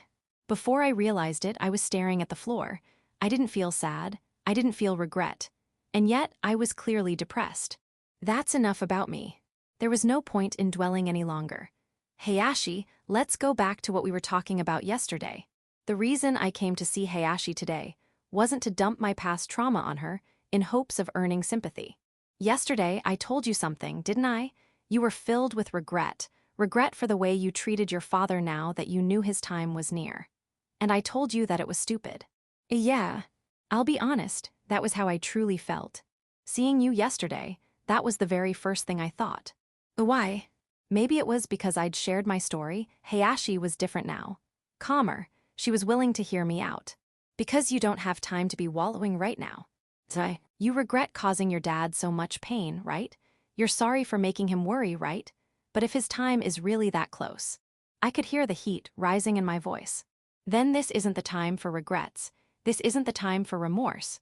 Honestly, I was surprised at myself. Hayashi, stop wasting time on regrets and go see your dad. Tell him everything you couldn't say before. Make it right. I never thought I'd be speaking to her with this much intensity. If Hayashi were anything like me, if she were as much of a mess, I probably wouldn't have said all that. Back in high school, the two of us were always on the edge. People around us saw our relationship as volatile. And to be honest, I kept my distance sometimes too, because I was afraid things might explode if I got too close. But now, things are different. Now I've come to understand Hayashi as a person. He hit me. Her vulnerable side, I want to get a part-time job. Her naive side, die. Her scary side, help me put on foundation. Her needy, affectionate side. This time, I'll be the one to help you. Her quiet determination, too. There were so many sides to Hayashi I'd never seen in high school, but now I knew them all. That's why I couldn't help but feel it. I don't want you to go through what I did. I didn't want her to carry the same regrets I did when it came time to say goodbye to someone important. Half. Hayashi let out a dry laugh. You're right, now's not the time for me to dwell on my mistakes. It seemed she'd understood what I was trying to say. But even so, she kept her head down, reluctant to lift her face. What's wrong? Is it okay? Is what okay? For you, of all people, to say something so out of character, telling me not to think, just act. Hi. Don't be ridiculous. Of course it's okay. Of course. If you're running from a burning building, do you stop to decide which direction to go? She blinked, confused by the metaphor. I'm saying that when something urgent is happening, it's only natural to act first and think later. Yeah. That's exactly why you have to put everything else aside and focus on your father right now. After a moment, Hayashi let out a small chuckle. Got it, but now I'm in trouble. What now? Even if I see him before I've sorted out my feelings, can I really talk to him calmly? Ah, so that's what's worrying her. You'll be fine. But things between me and my dad are really bad, you know. You'll still be fine. What makes you so sure? Simple. I smiled, because that's why I'm here. For a second, she looked stunned. Then she burst out laughing. That line, I've definitely heard it before. Yeah, then I guess you know what I'm going to say next. Yeah. Hayashi smiled gently. I'll take your words to heart, but in the end, I'll come to my own conclusion. Exactly. Because it won't mean anything unless it's my decision. Section. Hayashi and I talked for a while about what she'd do next. But just like she said earlier, only she could decide how to move forward. I just listened and gave her my thoughts when she asked. There were a lot of things she had to figure out: work, housing, her family. For now, I want to talk to my dad. In the end, it came down to something simple. Considering we'd come to her parents' house in the first place to mend that relationship, it was the natural conclusion. That's the right call. Having watched her from the closest distance, I agreed without hesitation. Hey, Yamamoto. Her eyes wavered with uncertainty. If possible, I want you to come with me. To the hospital. To the hospital. What popped into my head was the moment her father might wake up, with me, a strange man, standing next to his estranged daughter. If I were that dad, I'd probably have a thing or two to say. All right. I had a lot of mixed thoughts, but after dragging Hayashi this far, there was no way I could abandon her now. Let's ask your mom to drive us. I think I'll get punched. What if you do? She smiled playfully. What if I do, huh? I'd hate it, but honestly, I'd respect him. Was that sarcasm? Nope, dead serious. From everything I'd heard, Hayashi's dad might have old-fashioned values, but he clearly had a strong sense of what was right and wrong. If something aligned with his values, he'd acknowledge it, even reluctantly. If it didn't, he'd reject it outright, even if it meant being estranged from his own daughter, a reunion with his daughter, a stranger standing beside her. He might mistake me for the abusive guy who once tried to isolate her from her family. With that kind of misunderstanding, it wouldn't be surprising if he lost his temper. But it's not easy to stand your ground, even if it means being hated. To live by your own principles, knowing you'll be disliked for it, that takes real resolve. Despite being rejected by his daughter, he never compromised. That, I think, is something worthy of respect, no matter the outcome. Well, admitting when you're wrong and apologizing is just as hard. Are you trying to cover for him now? It's the truth. Most people just make excuses and run. So I hate that kind of thing. If that's the case, then even if he was strict, maybe your parents raised you right. Maybe so. Hayashi smiled sheepishly. Before, she probably would have pouted or gotten defensive, but now all of that bitterness was gone. Mom, I want to visit Dad at the hospital today. Downstairs in the living room, Hayashi told her mom. And soon after, the two of us were in the back seat of her mom's car, headed toward the hospital where her father was. On the way to the hospital, Hayashi fell asleep in the back seat. It seemed she hadn't gotten much sleep last night, probably weighed down by everything on her mind. Sorry, Yamamoto-kun, for dragging you into all this. Her mother spoke quietly from the driver's seat. Please don't say that. This isn't a bother. Thank you. 10 minutes later, we arrived at the hospital. Following the same route as yesterday, we made our way to the room where Hayashi's father slept. I didn't know what he used to look like, but judging by the pained expression on Hayashi's face, I could guess he was now a mere shadow of his former self. Good morning, Dad. She whispered softly into his ear. Her voice was gentle. Do you think he'll wake up today? Hard to say. No matter how much you dislike him, you shouldn't try to wake him up by force, all right? I know. Even though she was warned not to, Hayashi gently took his hand in hers. Maybe it was to calm the turmoil inside her, just a little. Whether it was the physical touch, or the overwhelming emotion pouring from his daughter. Hayashi's father slowly opened his heavy eyelids. His gaze was unfocused, and he breathed through his mouth as if slowly adjusting to his surroundings. And then he realized it. His daughter was holding his hand. Hey. A short, rough greeting. But the faint tremor in his voice revealed his surprise. That's it. That's how you greet your daughter after all this time. Hayashi fired back with mock irritation. Seriously, you used to complain about my terrible wake-ups, remember? Now you're the one who can't get out of bed. Her voice trembled slightly as she spoke. I'm sorry. Yeah. Her shoulders started to shake, and the sound of soft sobs filled the room. Still not fully conscious, her father slowly turned to her as his mind seemed to clear. You okay? Yeah. He gave her a gentle smile. Then, after a moment, his eyes landed on me. And you are. Sorry, I forgot to introduce him. This is Yamamoto. He's Hayashi. I stopped her. He's looking for an answer from me right now. Her father was still looking at me, and even weakened by illness, his gaze had weight. Depending on how I responded, things could get rough. But as someone who had lived with Hayashi for a time, this was something I had to face. "It's nice to meet you, sir. I'm Yamamoto. I'm a friend of your daughter. You're not dating?" "No, sir." "Then why are you here?" Such a simple question, and yet one that was difficult to answer given how complicated our relationship was. So I kept it simple, too. Forget the cohabitation. Forget the promises I made. Forget the meals and everything else. No long explanation would satisfy him, because she's important to me. So I answered directly. "Even though you're not dating?" "Yes." "You're just some stranger. What makes you think you can bring my daughter happiness?" "Happiness, huh? I probably can't." "What?"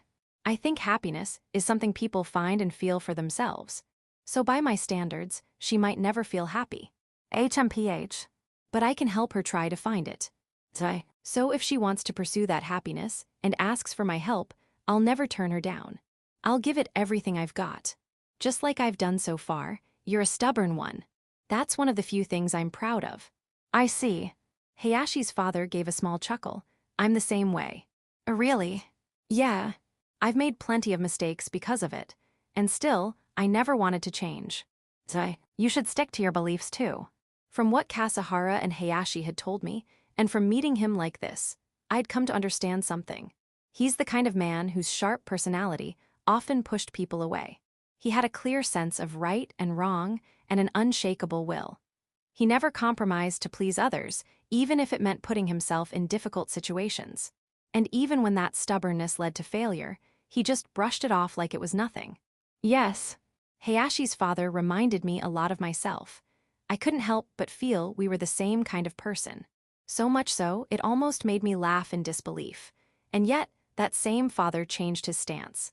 The man who couldn't imagine entrusting his daughter to some unknown nobody ended up leaving her in my care. He must have known that his time was near, that he didn't have much left. "I'm counting on you, Yamamoto-kun." He smiled gently as he said it. And 1 week after reuniting with Hayashi, her father passed away. Section. Audiobook by Masquerade at Masquerade Audiobooks. Chapter 9. The Queen Who Says Goodbye. For the past week, I'd been staying at my parents' house again, leaving behind Yamamoto's apartment where I'd been living for a few weeks. Back in high school, all I could think about was getting out of that house as fast as possible. But maybe because there was no longer any tension between me and my parents, these past few days had actually felt peaceful. Still, there was one thing that had been bothering me a little. Was our house always this small? When I was little, I used to invite friends over to play hide-and-seek. If you opened the sliding doors between rooms, you could sneak behind the dresser in the next one. It was a great hiding spot. Hard for anyone to find you. But now, my body had grown too big. I couldn't squeeze back there anymore. That physical growth probably explained why the house felt so cramped. But more than that, it was probably because Dad wasn't here anymore. Funny, just a short while ago, I never wanted to see his face again. I really am so shallow, huh? But today, for the first time in a while, Dad came home. "How's it feel to be back, Dad?" We'd had him brought home by the funeral service. He was resting now in the tatami room at the back of the house. I asked him quietly. There was no reply. It wasn't because he was ignoring me. It was because we'd never be able to talk again. Still, just the fact that he could come home one last time, that alone was enough to ease something in my heart. Mom was in the kitchen, calling family and friends. Just a little while ago, she'd been going over funeral and memorial service details with the funeral director. She'd been nonstop. She looked exhausted. Seriously. I told him again and again not to die before me, because I didn't want to deal with all this funeral hassle. I couldn't get her grumbling from earlier, said while riding home in the same car as Dad, out of my head.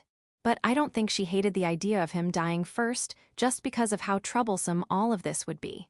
There you are. As I sat with my knees pulled up next to Dad, Mom walked in, looking exasperated. "Done with the calls." "Not even close. This is such a pain." "Sounds rough." "His name'll be in the obituary column in tomorrow's paper anyway. These old customs are such a bother." "Happy. But that's not why I came up here." "What about you? Have you called them yet?" "Hi."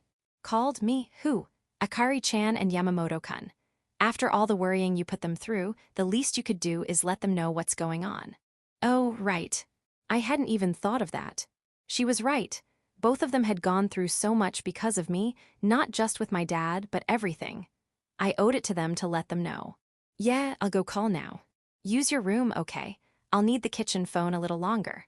Got it. I glanced one last time at Dad's still, made-up face, and left the room. Climbing the stairs, I opened my phone and dialed Yamamoto first. Hello. That was fast, one ring. Yeah. His voice sounded heavier than mine. Then again, Yamamoto was never the type to answer a call cheerfully. Dad just passed away. I kept it brief, too brief. It came out colder than I meant it to. I see, I'm sorry for your loss. Thanks. A brief silence followed. Normally, we'd talk a little more. But just saying those words, Dad passed away, had left my head spinning. I couldn't collect my thoughts, even though the doctor had told us. Even though we'd ridden home in the funeral car. Even though I'd just been staring at Dad's face, already dressed for the afterlife. Somehow, none of it had felt real. Or maybe I wanted it to feel unreal, so I could avoid facing it. But now that I'd said it out loud, there was no avoiding it anymore. You did good. That must have been hard. Hey, Ashi. It's not like it was that hard for me. My voice wavered. I said the last part with a bit of a bitter laugh, trying to brush it off. I see. You've still got a lot ahead, but hang in there. Yeah. Is the wake tomorrow? Yeah. Mind if I come? Of course. I answered quickly, too quickly. I want you there, you have to come. All this week, every time Dad woke up, he'd start grumbling, where's Yamamoto? What's he doing? Really? Yeah, honestly, I think he liked you more than me. Sucks for me, huh? Shouldn't you be happy about that? Not really, he was just as clingy as me, you know. So, come let him see your face one last time. I know it'll make him happy. Got it. Anyway, I've got to call Akari too. All right. Talk soon. Yeah. After hanging up, I tossed my phone onto the bed. Phew, I let out a long breath, but I couldn't bring myself to call Akari right away. I collapsed onto the bed. Lying there on my back, I just stared at the ceiling, not thinking about anything. Come to think of it, even when Dad passed on to the next world, even just now, after talking to Yamamoto and finally feeling the reality of it all, I haven't shed a single tear. Was it because I really did hate my father? My chest tightens and I come close to tears, but they just won't fall. It's not something to be proud of. If anything, it feels shameful. Dad would probably call me heartless. I should call Akari too. I picked up my phone and informed Akari of my father's passing. But still, no tears came. When I left my room and headed to the kitchen downstairs, Mom was still on the phone. Yes, thank you, well then, talk soon. It seemed the conversation had just ended as she hung up. Sigh. Good job. Yeah. Mom stood up. Want some coffee? I'll make it. I'm not letting you near the kitchen. We'd end up with 2 funerals tomorrow. I can handle something like that now. Coffee doesn't even count as cooking anyway. Oh really? I guess you've been through a lot too, haven't you? I'll do it. I never told Mom the full story of my ex, the guy I lived with who turned out to be abusive. Beyond mentioning the violence, I'd kept everything else to myself, and I doubt I'll ever talk about it. You really can make coffee now, huh? Watching me work smoothly, Mom murmured, a touch of emotion in her voice. You've got your standards set way too low. I wish your father could have seen this too. Are you done making calls? One more. He was the neighborhood association head until last year, so he had a lot of connections. Really? Yeah. He used to go to meetings all the time, remember? I made a point of ignoring it. Haha, you were in a serious rebellious phase. Is it really okay to dismiss it all as just a rebellious phase? I'm sure there are things Mom wants to say to me, too. Honestly, maybe it'd be easier if she just let it all out and scolded me right here. That might actually make me feel better. Black okay? Yeah. I set a mug in front of her. Why don't you go get some sleep? I'll stay up a little longer with Dad. All right, we've got an early start tomorrow. I'll be fine. Okay. As I sat in the tatami room, gazing vaguely at Dad's face, I could hear Mom's voice softly carrying from the kitchen. She's always liked talking on the phone. Even though Dad used to scold her for going on too long, she could never help but get carried away. Well, I like phone calls too, so I get it. Mom always made her calls in the kitchen. One of my clearest memories from childhood is hearing her laughing voice from the kitchen while I watched TV in the living room. She always sounded so happy on the phone. That's probably why that memory stuck with me. But the voice I hear now sounds lonely. Still making long calls, huh? Now that I think about it, whenever Dad told her off for talking too long, he always said the same thing. You're bothering the person on the other end. She's on the phone again, shouldn't you be telling her off? There was no reply from Dad. Section.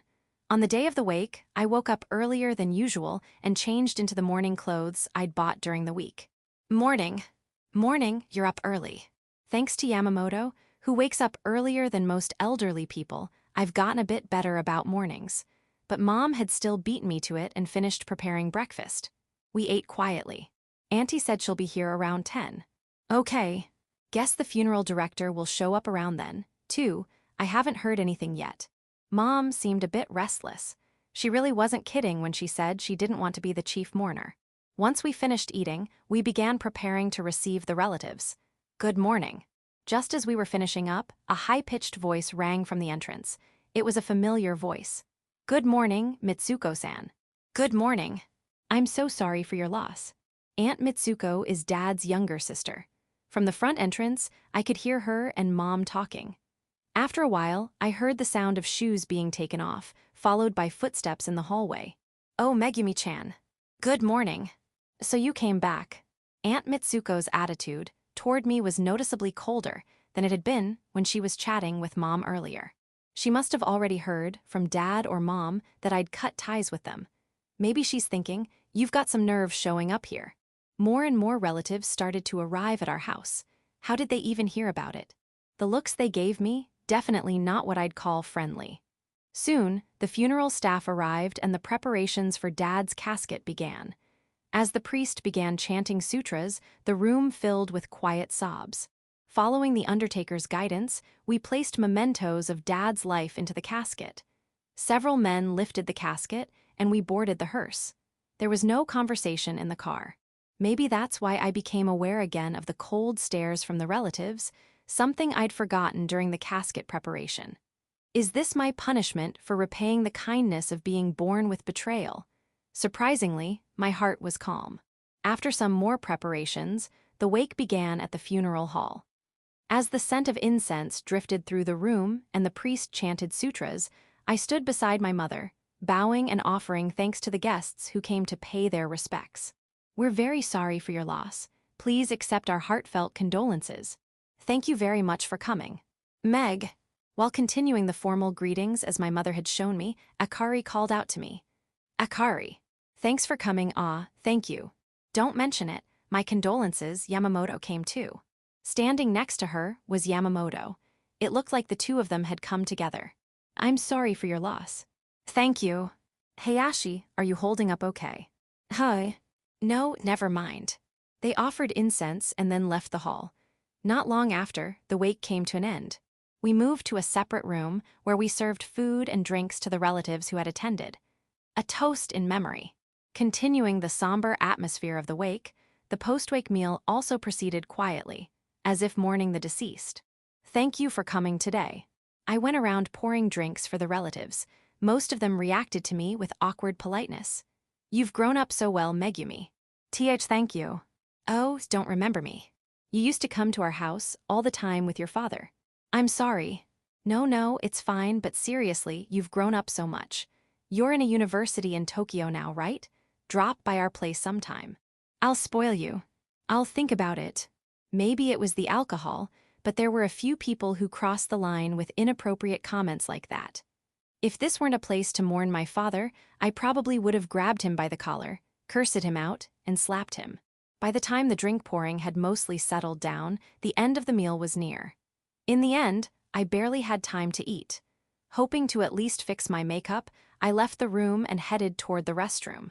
Then, just as I was passing by the lounge next to the restroom, Megumi-chan, what's her deal? Right, after being so loved by her parents, she cuts ties with them, and yet shamelessly shows up for the funeral. She's obviously after the inheritance. Disgusting. Talk about ungrateful, unbelievable. I just happened to catch two relatives sitting on the sofa, trash-talking me. Ah. Well. As I approached from behind, they both looked incredibly awkward. I simply gave a brief nod and walked into the restroom. The restroom was dim, but when I stepped in, a sensor triggered the lights. I knew this would happen. I had intended to touch up my makeup, but instead, I washed my face at the sink. I was prepared for this. No tears came, no real shock either. Unbelievable how ungrateful she is. But that one phrase stuck with me. Ungrateful, huh? I'd been raised at home until I was 18. They taught me so many things. And yet, I rebelled, ran away from home, demanded we cut ties. And now, after my father's death, I just waltz back in and attend the funeral like nothing happened. From the outside, I probably do look like someone who only came back for the inheritance after trying to sever all ties. I probably look like a selfish, ungrateful daughter. What did Dad want for me in the end? After the meal ended, we went through more cleanup and final tasks before finally dispersing. Tomorrow would be the cremation and the farewell ceremony. There would still be the seventh-day memorial and other rites to follow, but tomorrow would be my final goodbye to my father. I sat on my bed without turning on the light, my back resting against the wall. In the silence, I sat there lost in thought. Before I knew it, I had my phone in hand, calling Yamamoto. "Hayashi, are you holding up okay?" Suddenly, I remembered the way he looked at me during the wake, his face filled with concern. Not picking up. It was already 1 a.m. Yamamoto was an early-to-bed, early-to-rise type. No surprise there, still. "Hello." He picked up, "Hello." He actually answered, "Hello, Hayashi." "Hey, Yamamoto, do you want to get married someday?" "Huh? I mean, do you think about wanting to get married?" There was no immediate reply from the other end.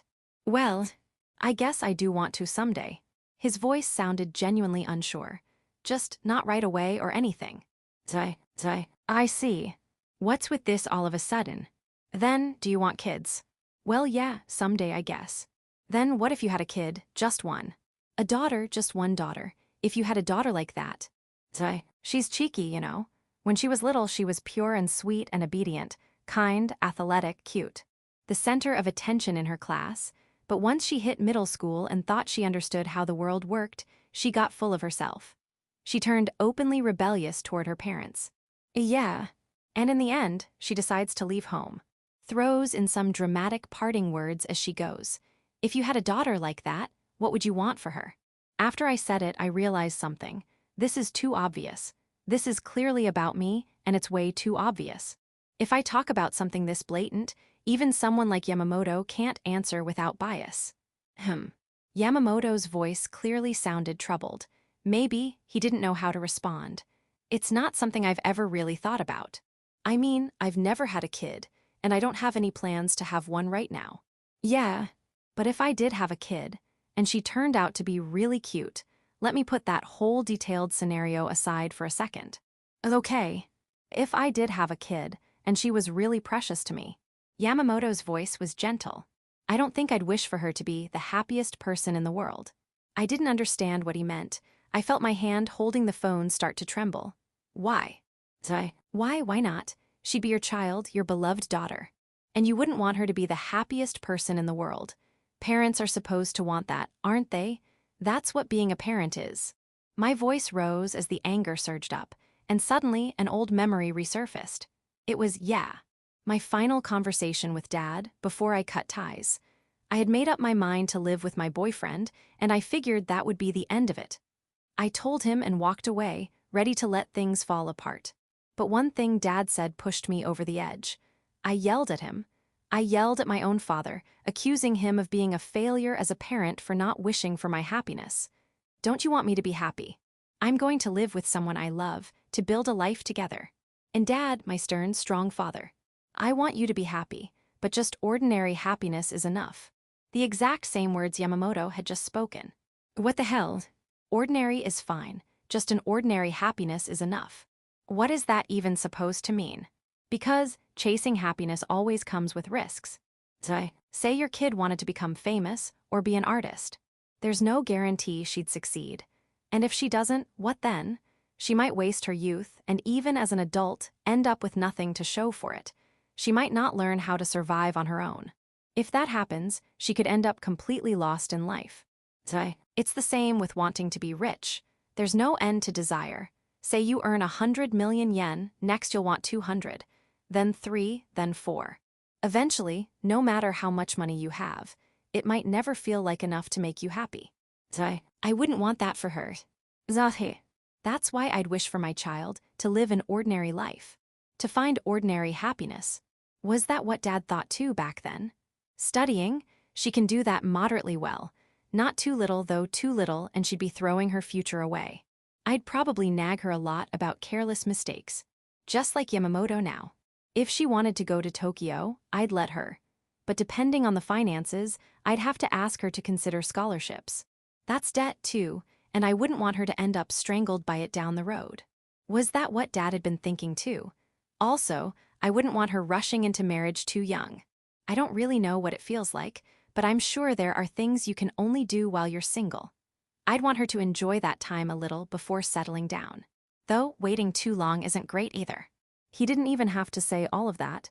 Hayashi. When I witnessed Dad's death, when it finally sank in yesterday that he was gone, I felt sad, but not enough to cry. But now those emotions, those thoughts spilled from my eyes. Through Yamamoto, I understood what Dad must have felt back then, the reason he was so strict, the love behind it all. Ew. Unable to hold it in anymore, I sobbed into the phone. Dad must have thought the same way Yamamoto does. He didn't wish for me to be the happiest person in the world. He just didn't want me to be unhappy. That's why he wished for me to find a simple happiness, an ordinary kind of happiness. Watching me rushing through life, stumbling forward, what had he been thinking? How worried must he have been? How many sighs must I have made him let out? How many times must he have steeled his heart, telling himself he had to be the strict one? Yeah, just those 2 little syllables. How much meaning, how much feeling did Dad pour into those words? Don't cry. What kind of face are you going to show your father tomorrow? Yamamoto's gentle voice came through the phone. Chapter 10, The Queen in Love. Dad's farewell ceremony had ended without issue. Now, we were on a funeral home minibus headed for the crematorium. Phew. Didn't sleep well. Sitting beside me on the bus, Mom looked at me with mild concern. A little. I answered with a slightly heavy tone. I'd had a lot on my mind last night and couldn't fall asleep easily. Actually, thinking back, I'd been running on little sleep for several days now. But up until yesterday, the tension kept me from feeling it. Today, though, I was finally starting to let my guard down. You were on the phone late last night, weren't you? I could hear you, you know. Mom grinned knowingly. You were talking to Yamamoto-kun. Pretty much. He's a good kid, that one. Calm, mature. I bet he was really popular in school. Not even close. Immediate denial. Back in high school, Yamamoto was the furthest thing from popular. Oh, you went to the same high school. Yeah, and the fact that you don't remember proves my point. Well, it's not like I was in any position to know about your day-to-day life back then. Fair enough. In high school, I had pretty much ignored my family, and Mom never really asked about how school was going either. You just want to talk down on Yamamoto, don't you? You're a real contrarian, just like a certain someone. What's that supposed to mean? I pouted and protested, but Mom just smiled slyly and didn't dignify me with an answer. Well, I could tell she was completely misreading things. And who exactly is that certain someone supposed to be? Your father, of course. Don't you have your own stubborn streak, Mom? Don't be silly. What now? That kind of thing, once you admit it, you lose. You're seriously kind of an idiot, you know that. As I sighed, Mom chuckled again. And her smile made me smile too. Come to think of it, since I came back home, with everything surrounding Dad, we hadn't really had a moment to relax. It felt like it had been ages since we last laughed together like this. For now, why don't you try to get a bit of sleep? Yeah, sorry. It's okay. I slowly closed my eyes. I could feel the bus winding its way through mountain roads. From the back seats, I could hear the quiet chatter of our relatives. Before long, I felt the bus come to a stop, and I opened my eyes. Already. As the minibus backed into a parking space, I gently shook Mom's shoulder. You're the one who fell asleep. She must have been carrying the weight of it all on her own until now. Dad's illness. Keeping the house running without him. And me. Before I moved to Tokyo, I never gave any of that a second thought. I wonder now just how much worry I caused my parents. I always thought of myself as someone popular since I was a kid. I was cute, athletic, confident. Everyone just went along with me. But I got so caught up in the idea that the world revolved around me, I often clashed with others. Sometimes we'd make up afterwards, sure, but honestly, I think I hurt people more often or left behind rifts that would never heal. Seriously, what a handful you are. And even then, the one who comforted me, who pulled me into a warm hug, was always Mom. Mom, we're here. MMMs. With guilt in my heart, I gently woke her up. Then we made our way to the crematorium. Before long, Dad's casket was placed into the furnace. As the priest chanted sutras, the room filled with the sound of soft sobs. I already had a sense of it from how busy Mom had been 2 days ago and how many visitors came to the wake yesterday, but Dad must have been a well-respected man. Of course the relatives would have something to say behind my back. Once the chanting ended, we moved to another room to wait. Unlike yesterday, no alcohol would be served today, so I didn't have to go around pouring drinks. That alone was a bit of a relief. Our relatives waited quietly, nibbling on snacks as the cremation process continued. Mom, I'm going to the restroom real quick. Okay. At first, I had been trying to make small talk with relatives I barely knew, but I got bored quickly and decided to kill some time in the restroom. In the spacious crematorium, the only sound was the sharp click of my leather shoes echoing down the corridor. I got lost. Maybe because there wasn't any alcohol today, fewer people were heading to the restroom. Without anyone to follow, I lost my sense of direction. The crematorium hallways were wide and the signs were perfectly clear. I'm sure the staff here think no one ever gets lost. They really don't get it. It's places like this where I get lost the most. Resigned, I decided to wander around for a bit. I figured if I walked aimlessly, I'd end up back at the right room eventually. While wandering, I stumbled upon an observation deck. Since the crematorium was situated on an elevated mountain plateau, the view from there was stunning. Feels like it's going to be another hot one. Even though September was drawing near, this year's heat wave showed no signs of ending. When we got off the bus earlier, a wave of heat had slammed into us, and some people had immediately started sweating profusely. Maybe it was the direction of the wind. In the corner of my vision, I saw a plume of white smoke. It was probably Dad. I just knew somehow. Since his death, excluding last night, I hadn't really cried. It wasn't that I wasn't sad. If anything, I was so sad it felt like it might break me. But still, the tears wouldn't come. I guess I'm still being stubborn. I wasn't on good terms with Dad while he was alive, and even now, at the very end, I didn't want to show him any weakness. Even so, back in high school, people used to call me the Queen. A nickname way too grand for its own good. There's no way I could ever show weakness to someone I hated. Though, I guess that's not the only reason. It's probably thanks to the words of a certain someone. Because, right at the edge, at the very last moment, I was able to choose for myself. Because I reconciled with Dad, even if I was sad, I didn't have any regrets. You were right. I said it aloud to that someone. That's why from now on, I need to make my own choices too. There was no response. After a while, I left the observation deck and wandered aimlessly through the crematorium until I somehow managed to find the waiting room again. In the end, the distance between the observation deck and the room was barely even 10 meters. You got lost again, didn't you? Mom said as I stepped inside. How'd you know? It's you we're talking about. What's that supposed to mean? You've always had a terrible sense of direction, and you always end up making us worry. Yeah, she was right. I've always been directionally challenged ever since I was little. I'd get lost at festivals, at the beach, even near home. I must have caused my parents so much worry over the years. We moved from the waiting room and did the bone-picking ritual. And with that, I said my final goodbye to Dad. In the end, I was never able to make up for all the trouble I caused him. But with Mom, I still can. Mom, I was wondering if I could live at home again for a while. It was nighttime. The house had grown quiet after all the relatives had gone. In the kitchen, I turned to her and said it. I dropped out of college. I've been living at Yamamoto's place. Oh, Yamamoto-kun mentioned something like that. Apparently, while I was too emotional to function, Yamamoto had filled Mom in on everything that had happened to me since moving to Tokyo. I see, so you're looking for a job now. Yeah, I see. Mom didn't blame me. even though she and Dad had paid my expensive tuition, while I'd only covered rent and living expenses through scholarships and part-time jobs. You're planning to find work here then? Yeah. There are probably more opportunities in Tokyo, though. But if I stayed in Tokyo, it'd be harder to come back home. I tried to dodge the question, but I couldn't find the words. So I just spoke honestly. To repay everything they'd done for me, I probably needed to stay with Mom for a while. And you're okay with that? What do you mean? Are you breaking things off with Yamamoto-kun? Haha. I let out a strained laugh. Well, of course. If a girl shows up with a guy after being gone for so long, any parent would assume they're dating. We're not like that. I'm not in a relationship with Yamamoto. Just friends, huh? Right when Dad asked about us, Yamamoto said we were just friends. Even though he's always saying he has no friends, he goes and calls me a friend. Not that I could really come up with a better word for it either. I think, maybe I already see you as family.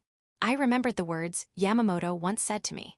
Family, even though we'd only lived together for a little over a month. Even though we were practically enemies back in high school. There was definitely a bond between us that felt as close as blood. Are you really okay, parting ways with someone that important? Mom asked again. She must have seen that moment of hesitation on my face. I thought I'd made up my mind after seeing the smoke rise at the crematorium. But here I was, wavering again so easily, I hadn't expected that. I must have been leaning on Yamamoto more than I realized, and it wasn't just leaning on him. I used to hate him in high school. Come stay at my place tonight. Then we reunited at that convenience store where we both worked now. Don't run away. Look at your situation objectively and figure out what you want to do. If you really think it through, you won't regret it later. He talked like he knew everything. That's not love. What you're doing is just harassment. You're just picking on someone to feel superior. It's childish and cruel. He protected me from that guy. I didn't stand up for you because I wanted an apology. That's not why I did it. He protected me from that girl, too. Don't cry. What kind of face are you going to show your father tomorrow? And then, he saved me again. How many times has he saved me? He's stubborn, hard-headed, strict with himself, and kind. How many times has he helped me? Someone who owes him as much as I owe my own parents. Can I really say goodbye to someone like that? Yeah, it's fine. I answered with a smile. I'm sure I'll run into him again somewhere. Did I hide it well enough? And besides, he likes Akari.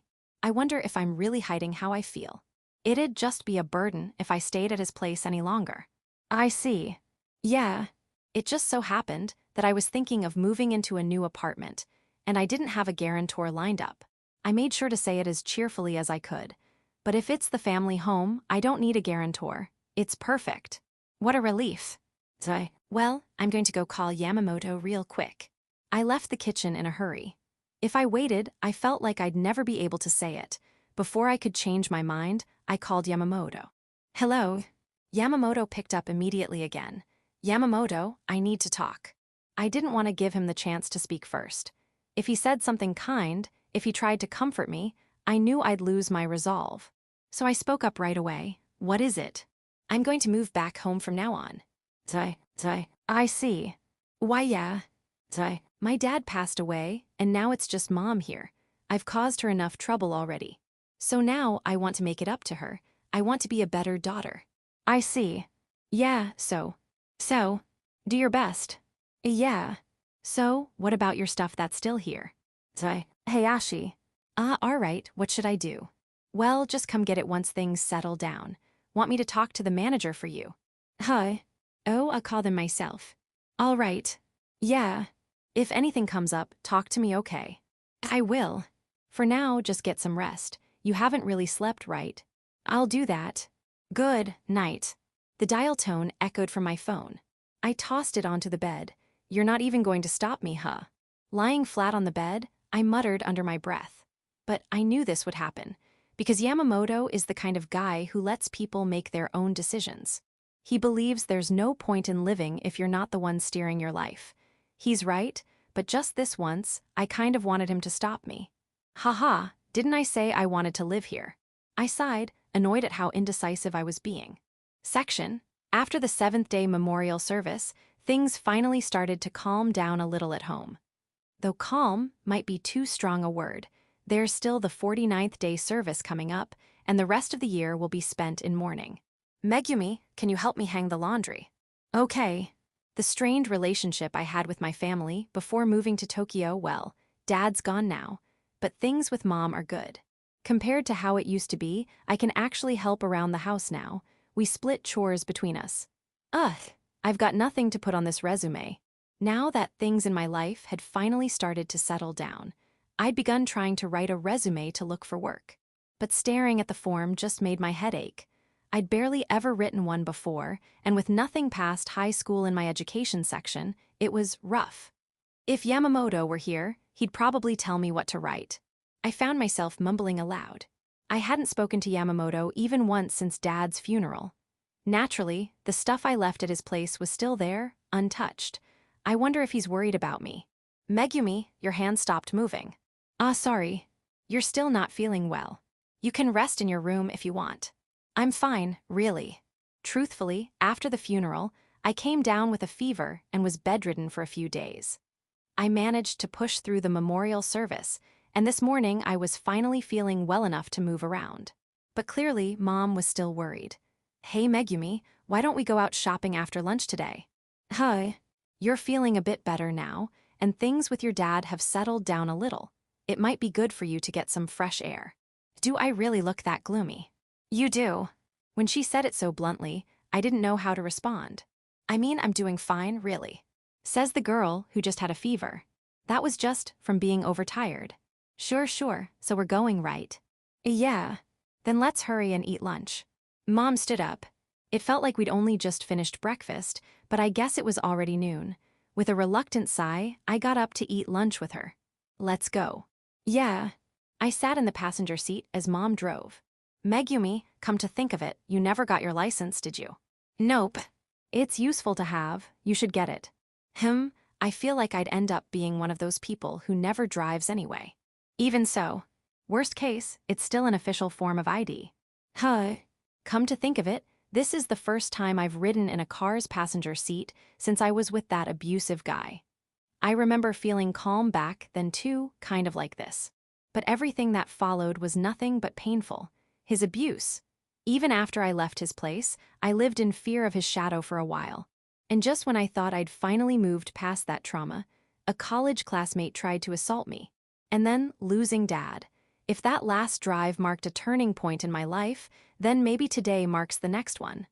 After all the suffering I've endured, maybe things will start to change. No, things have to change. I need to put in the effort to make them change. Right here, in this town, without becoming a burden to anyone. Can I really do that? Dad, who had always kept me in check, was gone. And now I had to rely on Mom, who was feeling that same loss. I'd left Yamamoto behind too. Can I really find happiness this time? The car kept hitting red lights every few meters.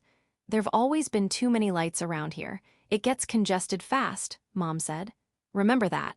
Not really. I figured. You never really liked this town, after all. That's not. Yes, it is. The light turned green.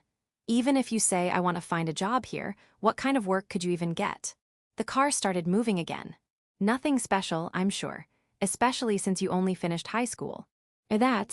If you're job hunting, Tokyo has way more options. We hit another red light, and the car came to a stop again. What are you trying to say?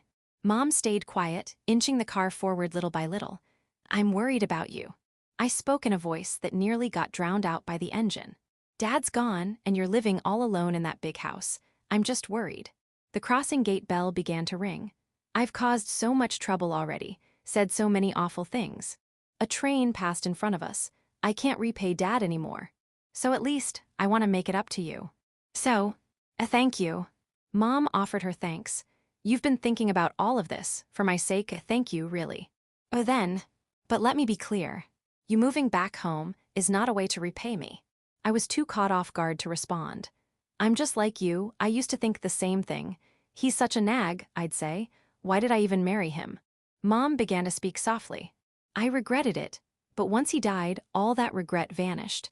I started to remember all the good times instead, the happy moments. The gates lifted, and the car began moving again. But you know, I think it's because he died that I can feel that way now. Once something ends, it turns into a beautiful memory. And that's the same with you too.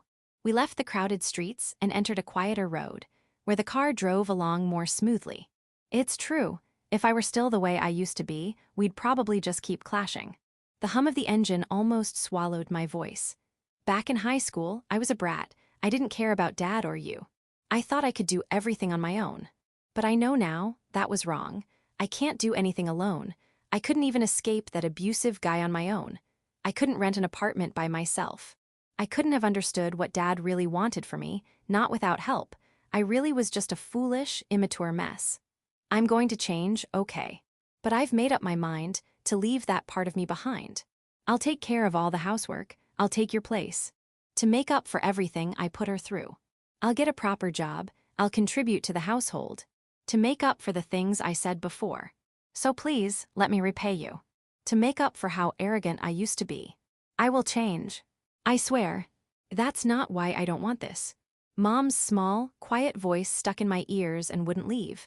I didn't understand. I told her I wanted to change for her. I said I wanted to make things right after all I'd done. Why? What exactly did she mean, saying she didn't want that? You don't need to change for someone like me just to repay a debt. I don't need to change for Mom's sake, even though she welcomed me back into her life. For the mother I troubled so much, for the mother who gave birth to me, that's not true. I couldn't accept that changing for Mom's sake could somehow be wrong. Even Dad, who I caused way more trouble than you, would have said the same thing. That's not. Because neither of us brought you into this world just so you could pay us back. The reason my parents chose to have me. We had you because we wanted you to be happy. The car came to a slow stop. That's why I want you to go back to Tokyo and keep living your life there. I hadn't noticed through the argument, but we'd stopped at the train station's parking lot. That's my wish, Megumi. My thoughts couldn't keep up. Honestly, I'd suspected Mom might not be thrilled about me moving back in. But this, I never imagined she'd trick me into coming shopping just to bring me here and force my hand. And to be honest, I don't think I'd be happy living with you right now. What? Because deep down, you're still hesitating, aren't you? I instinctively widened my eyes. You're so easy to read. That's your bullseye face. I couldn't say a word. Of course I can tell. Just one look, and apparently everything was clear to her. Because I'm your mother, after all. She could see right through her own daughter's feelings. You want to live with Yamamoto again, don't you? It's fine, even if you're not dating. Just ask him. I can't. Why not? Because. Megumi. It's just the two of us here. Mom turned off the engine. There's no nagging Dad, no Yamamoto-kun either. So why don't you let me act like a real mother for once? Even now, I didn't think I could lean on her like that. I don't want to cause Yamamoto any more trouble. That's what I'd thought, and yet. It was pure coincidence that we crossed paths again, and the timing couldn't have been better. Things were so bad with that abusive guy, I was starting to seriously think about dying. And then Yamamoto saw the bruise on my arm. Back in high school, I couldn't even stand to look at his face. Stay at my place tonight. But he took me in. Even after that, I kept being a burden. I panicked, said I wanted to get a job even though that guy was still out there somewhere. Yamamoto stopped me, even if it meant making me hate him. He was the one who drove that guy away too. I've caused him more trouble than I can even remember. I see. That guy and the girl who attacked me, egged on by him, were both arrested. There's no more danger to me now, and that's all because of Yamamoto. So I thought, to avoid bothering him anymore, I should leave. But I couldn't rent a place without a guarantor. Then, I got the chance to repair things with my family. I figured Yamamoto would want me to live at home. Now that I knew about his past, I felt it even more strongly. Yamamoto probably values family bonds deeply. So, to repay you for everything you've done for me, I decided I wanted to live at home. I see. So please, Mom, let me stay here. I won't be a burden. I won't be selfish anymore. That's why. So I don't burden Yamamoto anymore. Please, please. I bowed my head, but Mom stayed silent. Time passed, and then at last she let out a sigh. Megumi. I slowly looked up. After hearing everything you said, I've made my decision. Oh then. Yeah. Mom. I absolutely won't let you live here. She was just as stubborn as I was. Why? You're about to make the same mistake all over again. That's not true. It is. It's not. It is. It's not. Our voices were starting to rise. Just what mistake am I supposedly making then? Did Yamamoto-kun say it to your face? Mom said it. Did he ever once tell you that you were a burden? That's. There, you see. Mom pressed on. I don't want to burden Yamamoto.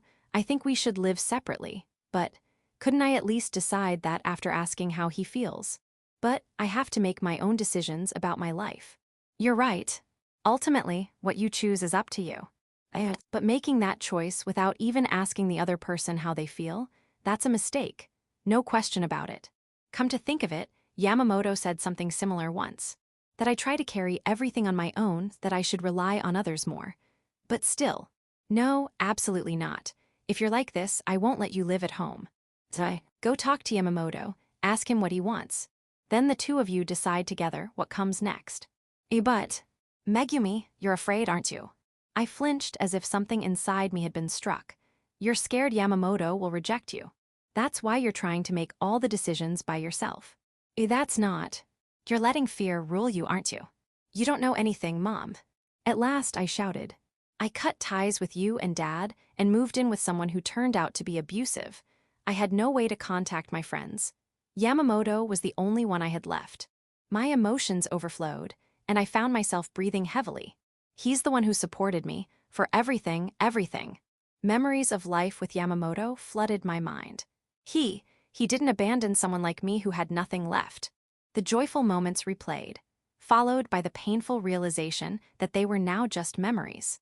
He's the one connection I don't want to lose. Tears streamed down my face. So you're going to just leave without even saying goodbye? Are you really okay with that? If we part ways like this, if I end up living back at home, we'll drift apart, no doubt about it. That brief time we lived together was our only real connection. Yamamoto, he'll be fine on his own. He's strong like that. If anything, maybe he'll feel relieved without someone like me weighing him down. Me, though. At first, I'll probably be okay. Thrown into a new environment, overwhelmed by unfamiliar routines, I'll be too busy to think. I'll spend time complaining about strangers and just trying to get by. And then one day, I'll suddenly remember the time I lived with Yamamoto. And when I do, I'll probably think, I can't believe I ended up living with a guy I hated so much in high school. It hadn't been easy from the start. Yamamoto's a stubborn guy. Even when I reached out, he wouldn't take the bait. When he started cleaning, he'd get so into it that he lost track of time. He'd nitpick over the smallest things. It wasn't quite like high school, but we fought a lot. But he told me my cooking was delicious. When I said I wanted to go to the summer festival, he gave me a yukata. He helped me reconnect with my parents. We went to the beach together. Don't cry. What kind of face are you going to show your father tomorrow? And he comforted me, over and over. And I'd think, why didn't I talk to him back then? Why didn't I make it a proper goodbye? Can I really part ways with Yamamoto like this? The answer to Mom's question is obvious. I don't want to. Of course I don't. Not this kind of goodbye. Not this kind of ending. Of course I don't want that. Megumi. Take the train to Tokyo. Go see Yamamoto. And if, after talking it through, you two decide not to live together anymore, then come back and we'll live together, okay? But if that happens, you owe me for all the trouble you caused. Big time. And Mom. Looks like she'd known everything from the start. How much I cared for my parents. How much more I'd come to care for Yamamoto. How scared I was of being rejected by him. How weak I felt about losing a place to belong. Mom knew it all, every last bit of it. Thank you, Mom. No need to thank me. She shook her head. After 18 years of living together, this is the first time I've ever seen you look so vulnerable. And honestly, I'm happy. What kind of answer is that? You'll understand someday. Yeah. Now go. Still something on your mind? No matter how things end with Yamamoto, I'll come back and visit you again. Efufu. Mom smiled gently. I'll be looking forward to it. I got out of the car. She'd said it was just a quick shopping trip, so I had my phone and wallet with me. Still, if I had to name one worry, it'd be my hopeless sense of direction. Once I got to Tokyo, I had zero confidence I'd be able to make it back to Yamamoto's place on my own. That said, asking Yamamoto to come pick me up from the station felt awkward. Oh, right. I pulled out my phone. Using the method Yamamoto had taught me the other day, I placed a call. The person on the other end. Hello, Meg. Was my best friend Akari? That was fast, one ring. Of course it was, it's a call from you. I smiled.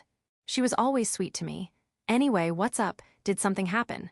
Akari, I need a favor. What is it? I'm heading back to Tokyo. I passed through the ticket gate at the station. I want to talk to Yamamoto, but I don't think I can make it to his place by myself. So, if you don't mind, would you come pick me up at the station? I see. Sorry, it's just right now. You're the only one I can rely on. So, Meg, I'm sorry. I hadn't expected that. I never imagined Akari would turn me down. She had always been so kind, even after we reunited. I had leaned on her so much. Maybe she'd finally had enough of me. No, that's not it at all. Sorry. Don't apologize, really. I must have been a burden. Not even a little, that's not it. Really, it's not. Her voice on the other end of the line was frantic, so unlike the usual calm way she spoke. Meg, this might be hard to explain, but I don't think it'll be necessary. What? I didn't understand what she meant. Akari, what do you mean by that? I mean, I don't think you'll need me. To pick you up, I mean. Not need her. Was she saying I'd be able to make it to Yamamoto's place on my own? No way. Absolutely not. But Akari knew that perfectly well, so why would she say? Because she was just starting to explain when. The station platform was packed with tourists. Groups of people chatting excitedly, clearly thrilled to be here. People taking pictures with their phones. People listening to guides. People looking around, eager to get outside. And sitting just apart from all the excitement, clearly not here for sightseeing, slouched on a bench, fanning himself with his hand, was one person. Akari, sorry. I'm gonna hang up now. Okay. I ended the call and started walking toward the bench. So hot. The guy sitting there was waving his hand like a fan, but it didn't seem to be helping much. Even in the shade, sitting outside in over 35 degrees C, weather had to be brutal. What the heck are you doing? I called out to the guy, who looked like he was melting. Oh. He looked up at me, his forehead glistening with sweat. And just slightly, he smiled. Fancy meeting you here, Hayashi. Yeah, Yamamoto. The guy sitting on the bench at the nearest station to my house. The guy I thought was still in Tokyo, the guy I was about to go see, was none other than Yamamoto. The boy I hated more than anyone in high school, and now, the person I care about more than anyone. Mind if I sit? Is that a no? I was kind of hoping for somewhere cooler. Nope. This is fine. Yamamoto shifted a little toward the edge of the bench. I sat down next to him. Hey, Yamamoto. Yeah. Why are you here? Tourists streamed through the ticket gate one after another. Soon, the only ones left on the platform were a single station attendant across the way and us. I came to pick someone up. Who else but you? A moment of silence passed. The loudspeaker announced that the next train would be arriving soon. I don't remember asking you to come pick me up. Nope, you didn't. But you wouldn't have made it home on your own, would you? With that terrible sense of direction of yours. Yeah. And well, I figured it was about the right time. The right time. Your dad's memorial was over, and I thought maybe your feelings would be settling by now. So I figured maybe you'd start thinking about coming back. I see. God, Yamamoto really is something, huh? He even figured that out. But didn't I say I was staying here last time? Yeah, you did. So, you thought I'd change my mind? I did. What if I hadn't? Yamamoto didn't answer right away. I don't know. When he finally did speak, the words sounded strangely unsure, so unlike him. If it were the old me, I probably would have let it end there. Let it end? Yeah. I'd have told myself to move on. Why was it different this time? Beats me. I glanced at him out of the corner of my eye. I just knew I'd regret it. Yamamoto was looking off into the distance. At first, I thought I'd feel relieved, honestly, if we parted ways. Yeah, but when you said over the phone that you were going to stay back home, sure, I felt a little relieved. Like a weight had lifted. That's probably the best way to describe it. Yeah, at first, I really did feel relief. I thought it was for the best. But it's strange. I used to think that apartment was too small for two people. He gave a quiet smile. It's just a tiny one room for one person. Realistically, it's a better fit for someone living alone. But now, it feels so damn big. The second I saw that smile, my heart started pounding. I used to think the sounds of your videos playing in the background were annoying. But now, the silence is what gets to me. My cheeks felt hot. I tried cooking like you did, but I just can't get it right. Right now, and I realized something. Right now, I want to hug him so badly. If I say goodbye to you here, I know I'll regret it. The train rolled into the station. As the wind blew my hair and tickled my cheek, I couldn't look away from Yamamoto anymore. That's why I want to live with you a little longer. It was strange, the platform was packed with tourists, and yet, right now I could only see him. Hayashi, what about you? When Yamamoto asked me that, my answer had been decided long before he even asked. Let's see. But I didn't give it right away. This was a bit of a game, just something petty to make sure he kept looking at me a little longer. Is that a no? Yep, you lose, Yamamoto. Seeing his eyes dart around nervously like a scared little animal. It was just too cute, too precious, made me want to hold him tighter, and made me want to tease him just a little longer. Geez, I guess I don't have a choice. But I didn't want to be mean for too long, so I gave him my answer. Let's keep living together. Yamamoto gave a small smile and cleared his throat awkwardly, like he was trying to save face. Yeah, let's do that. Okay. Then let's go home. Back to Yamamoto's place. God, what's happening to me? Not when I started dating my ex, not when we moved in together. I never felt my heart race like this before. I never felt so overwhelmed with love for someone before. I never wanted to grant someone's wish this badly before. Yeah. I nodded with all the excitement building inside me and threw my arms around Yamamoto. His arms, masculine and just a little sturdy, made my heart pound even harder. Almost instantly, Yamamoto let out a pathetic little yelp in surprise, only to shoot me a sulky glare right after. He was probably embarrassed and wanted me to let go. But I wasn't going to, not a chance, because this is all your fault, Yamamoto. You were so kind to someone like me, so jealous, so selfish. You let me rely on you. You protected me wholeheartedly. If I said goodbye to you now, I know I'd regret it. And you even said you might regret losing someone like me. That's why I fell in love with you, afterward. To everyone, thank you so much for reading. End of Volume 3.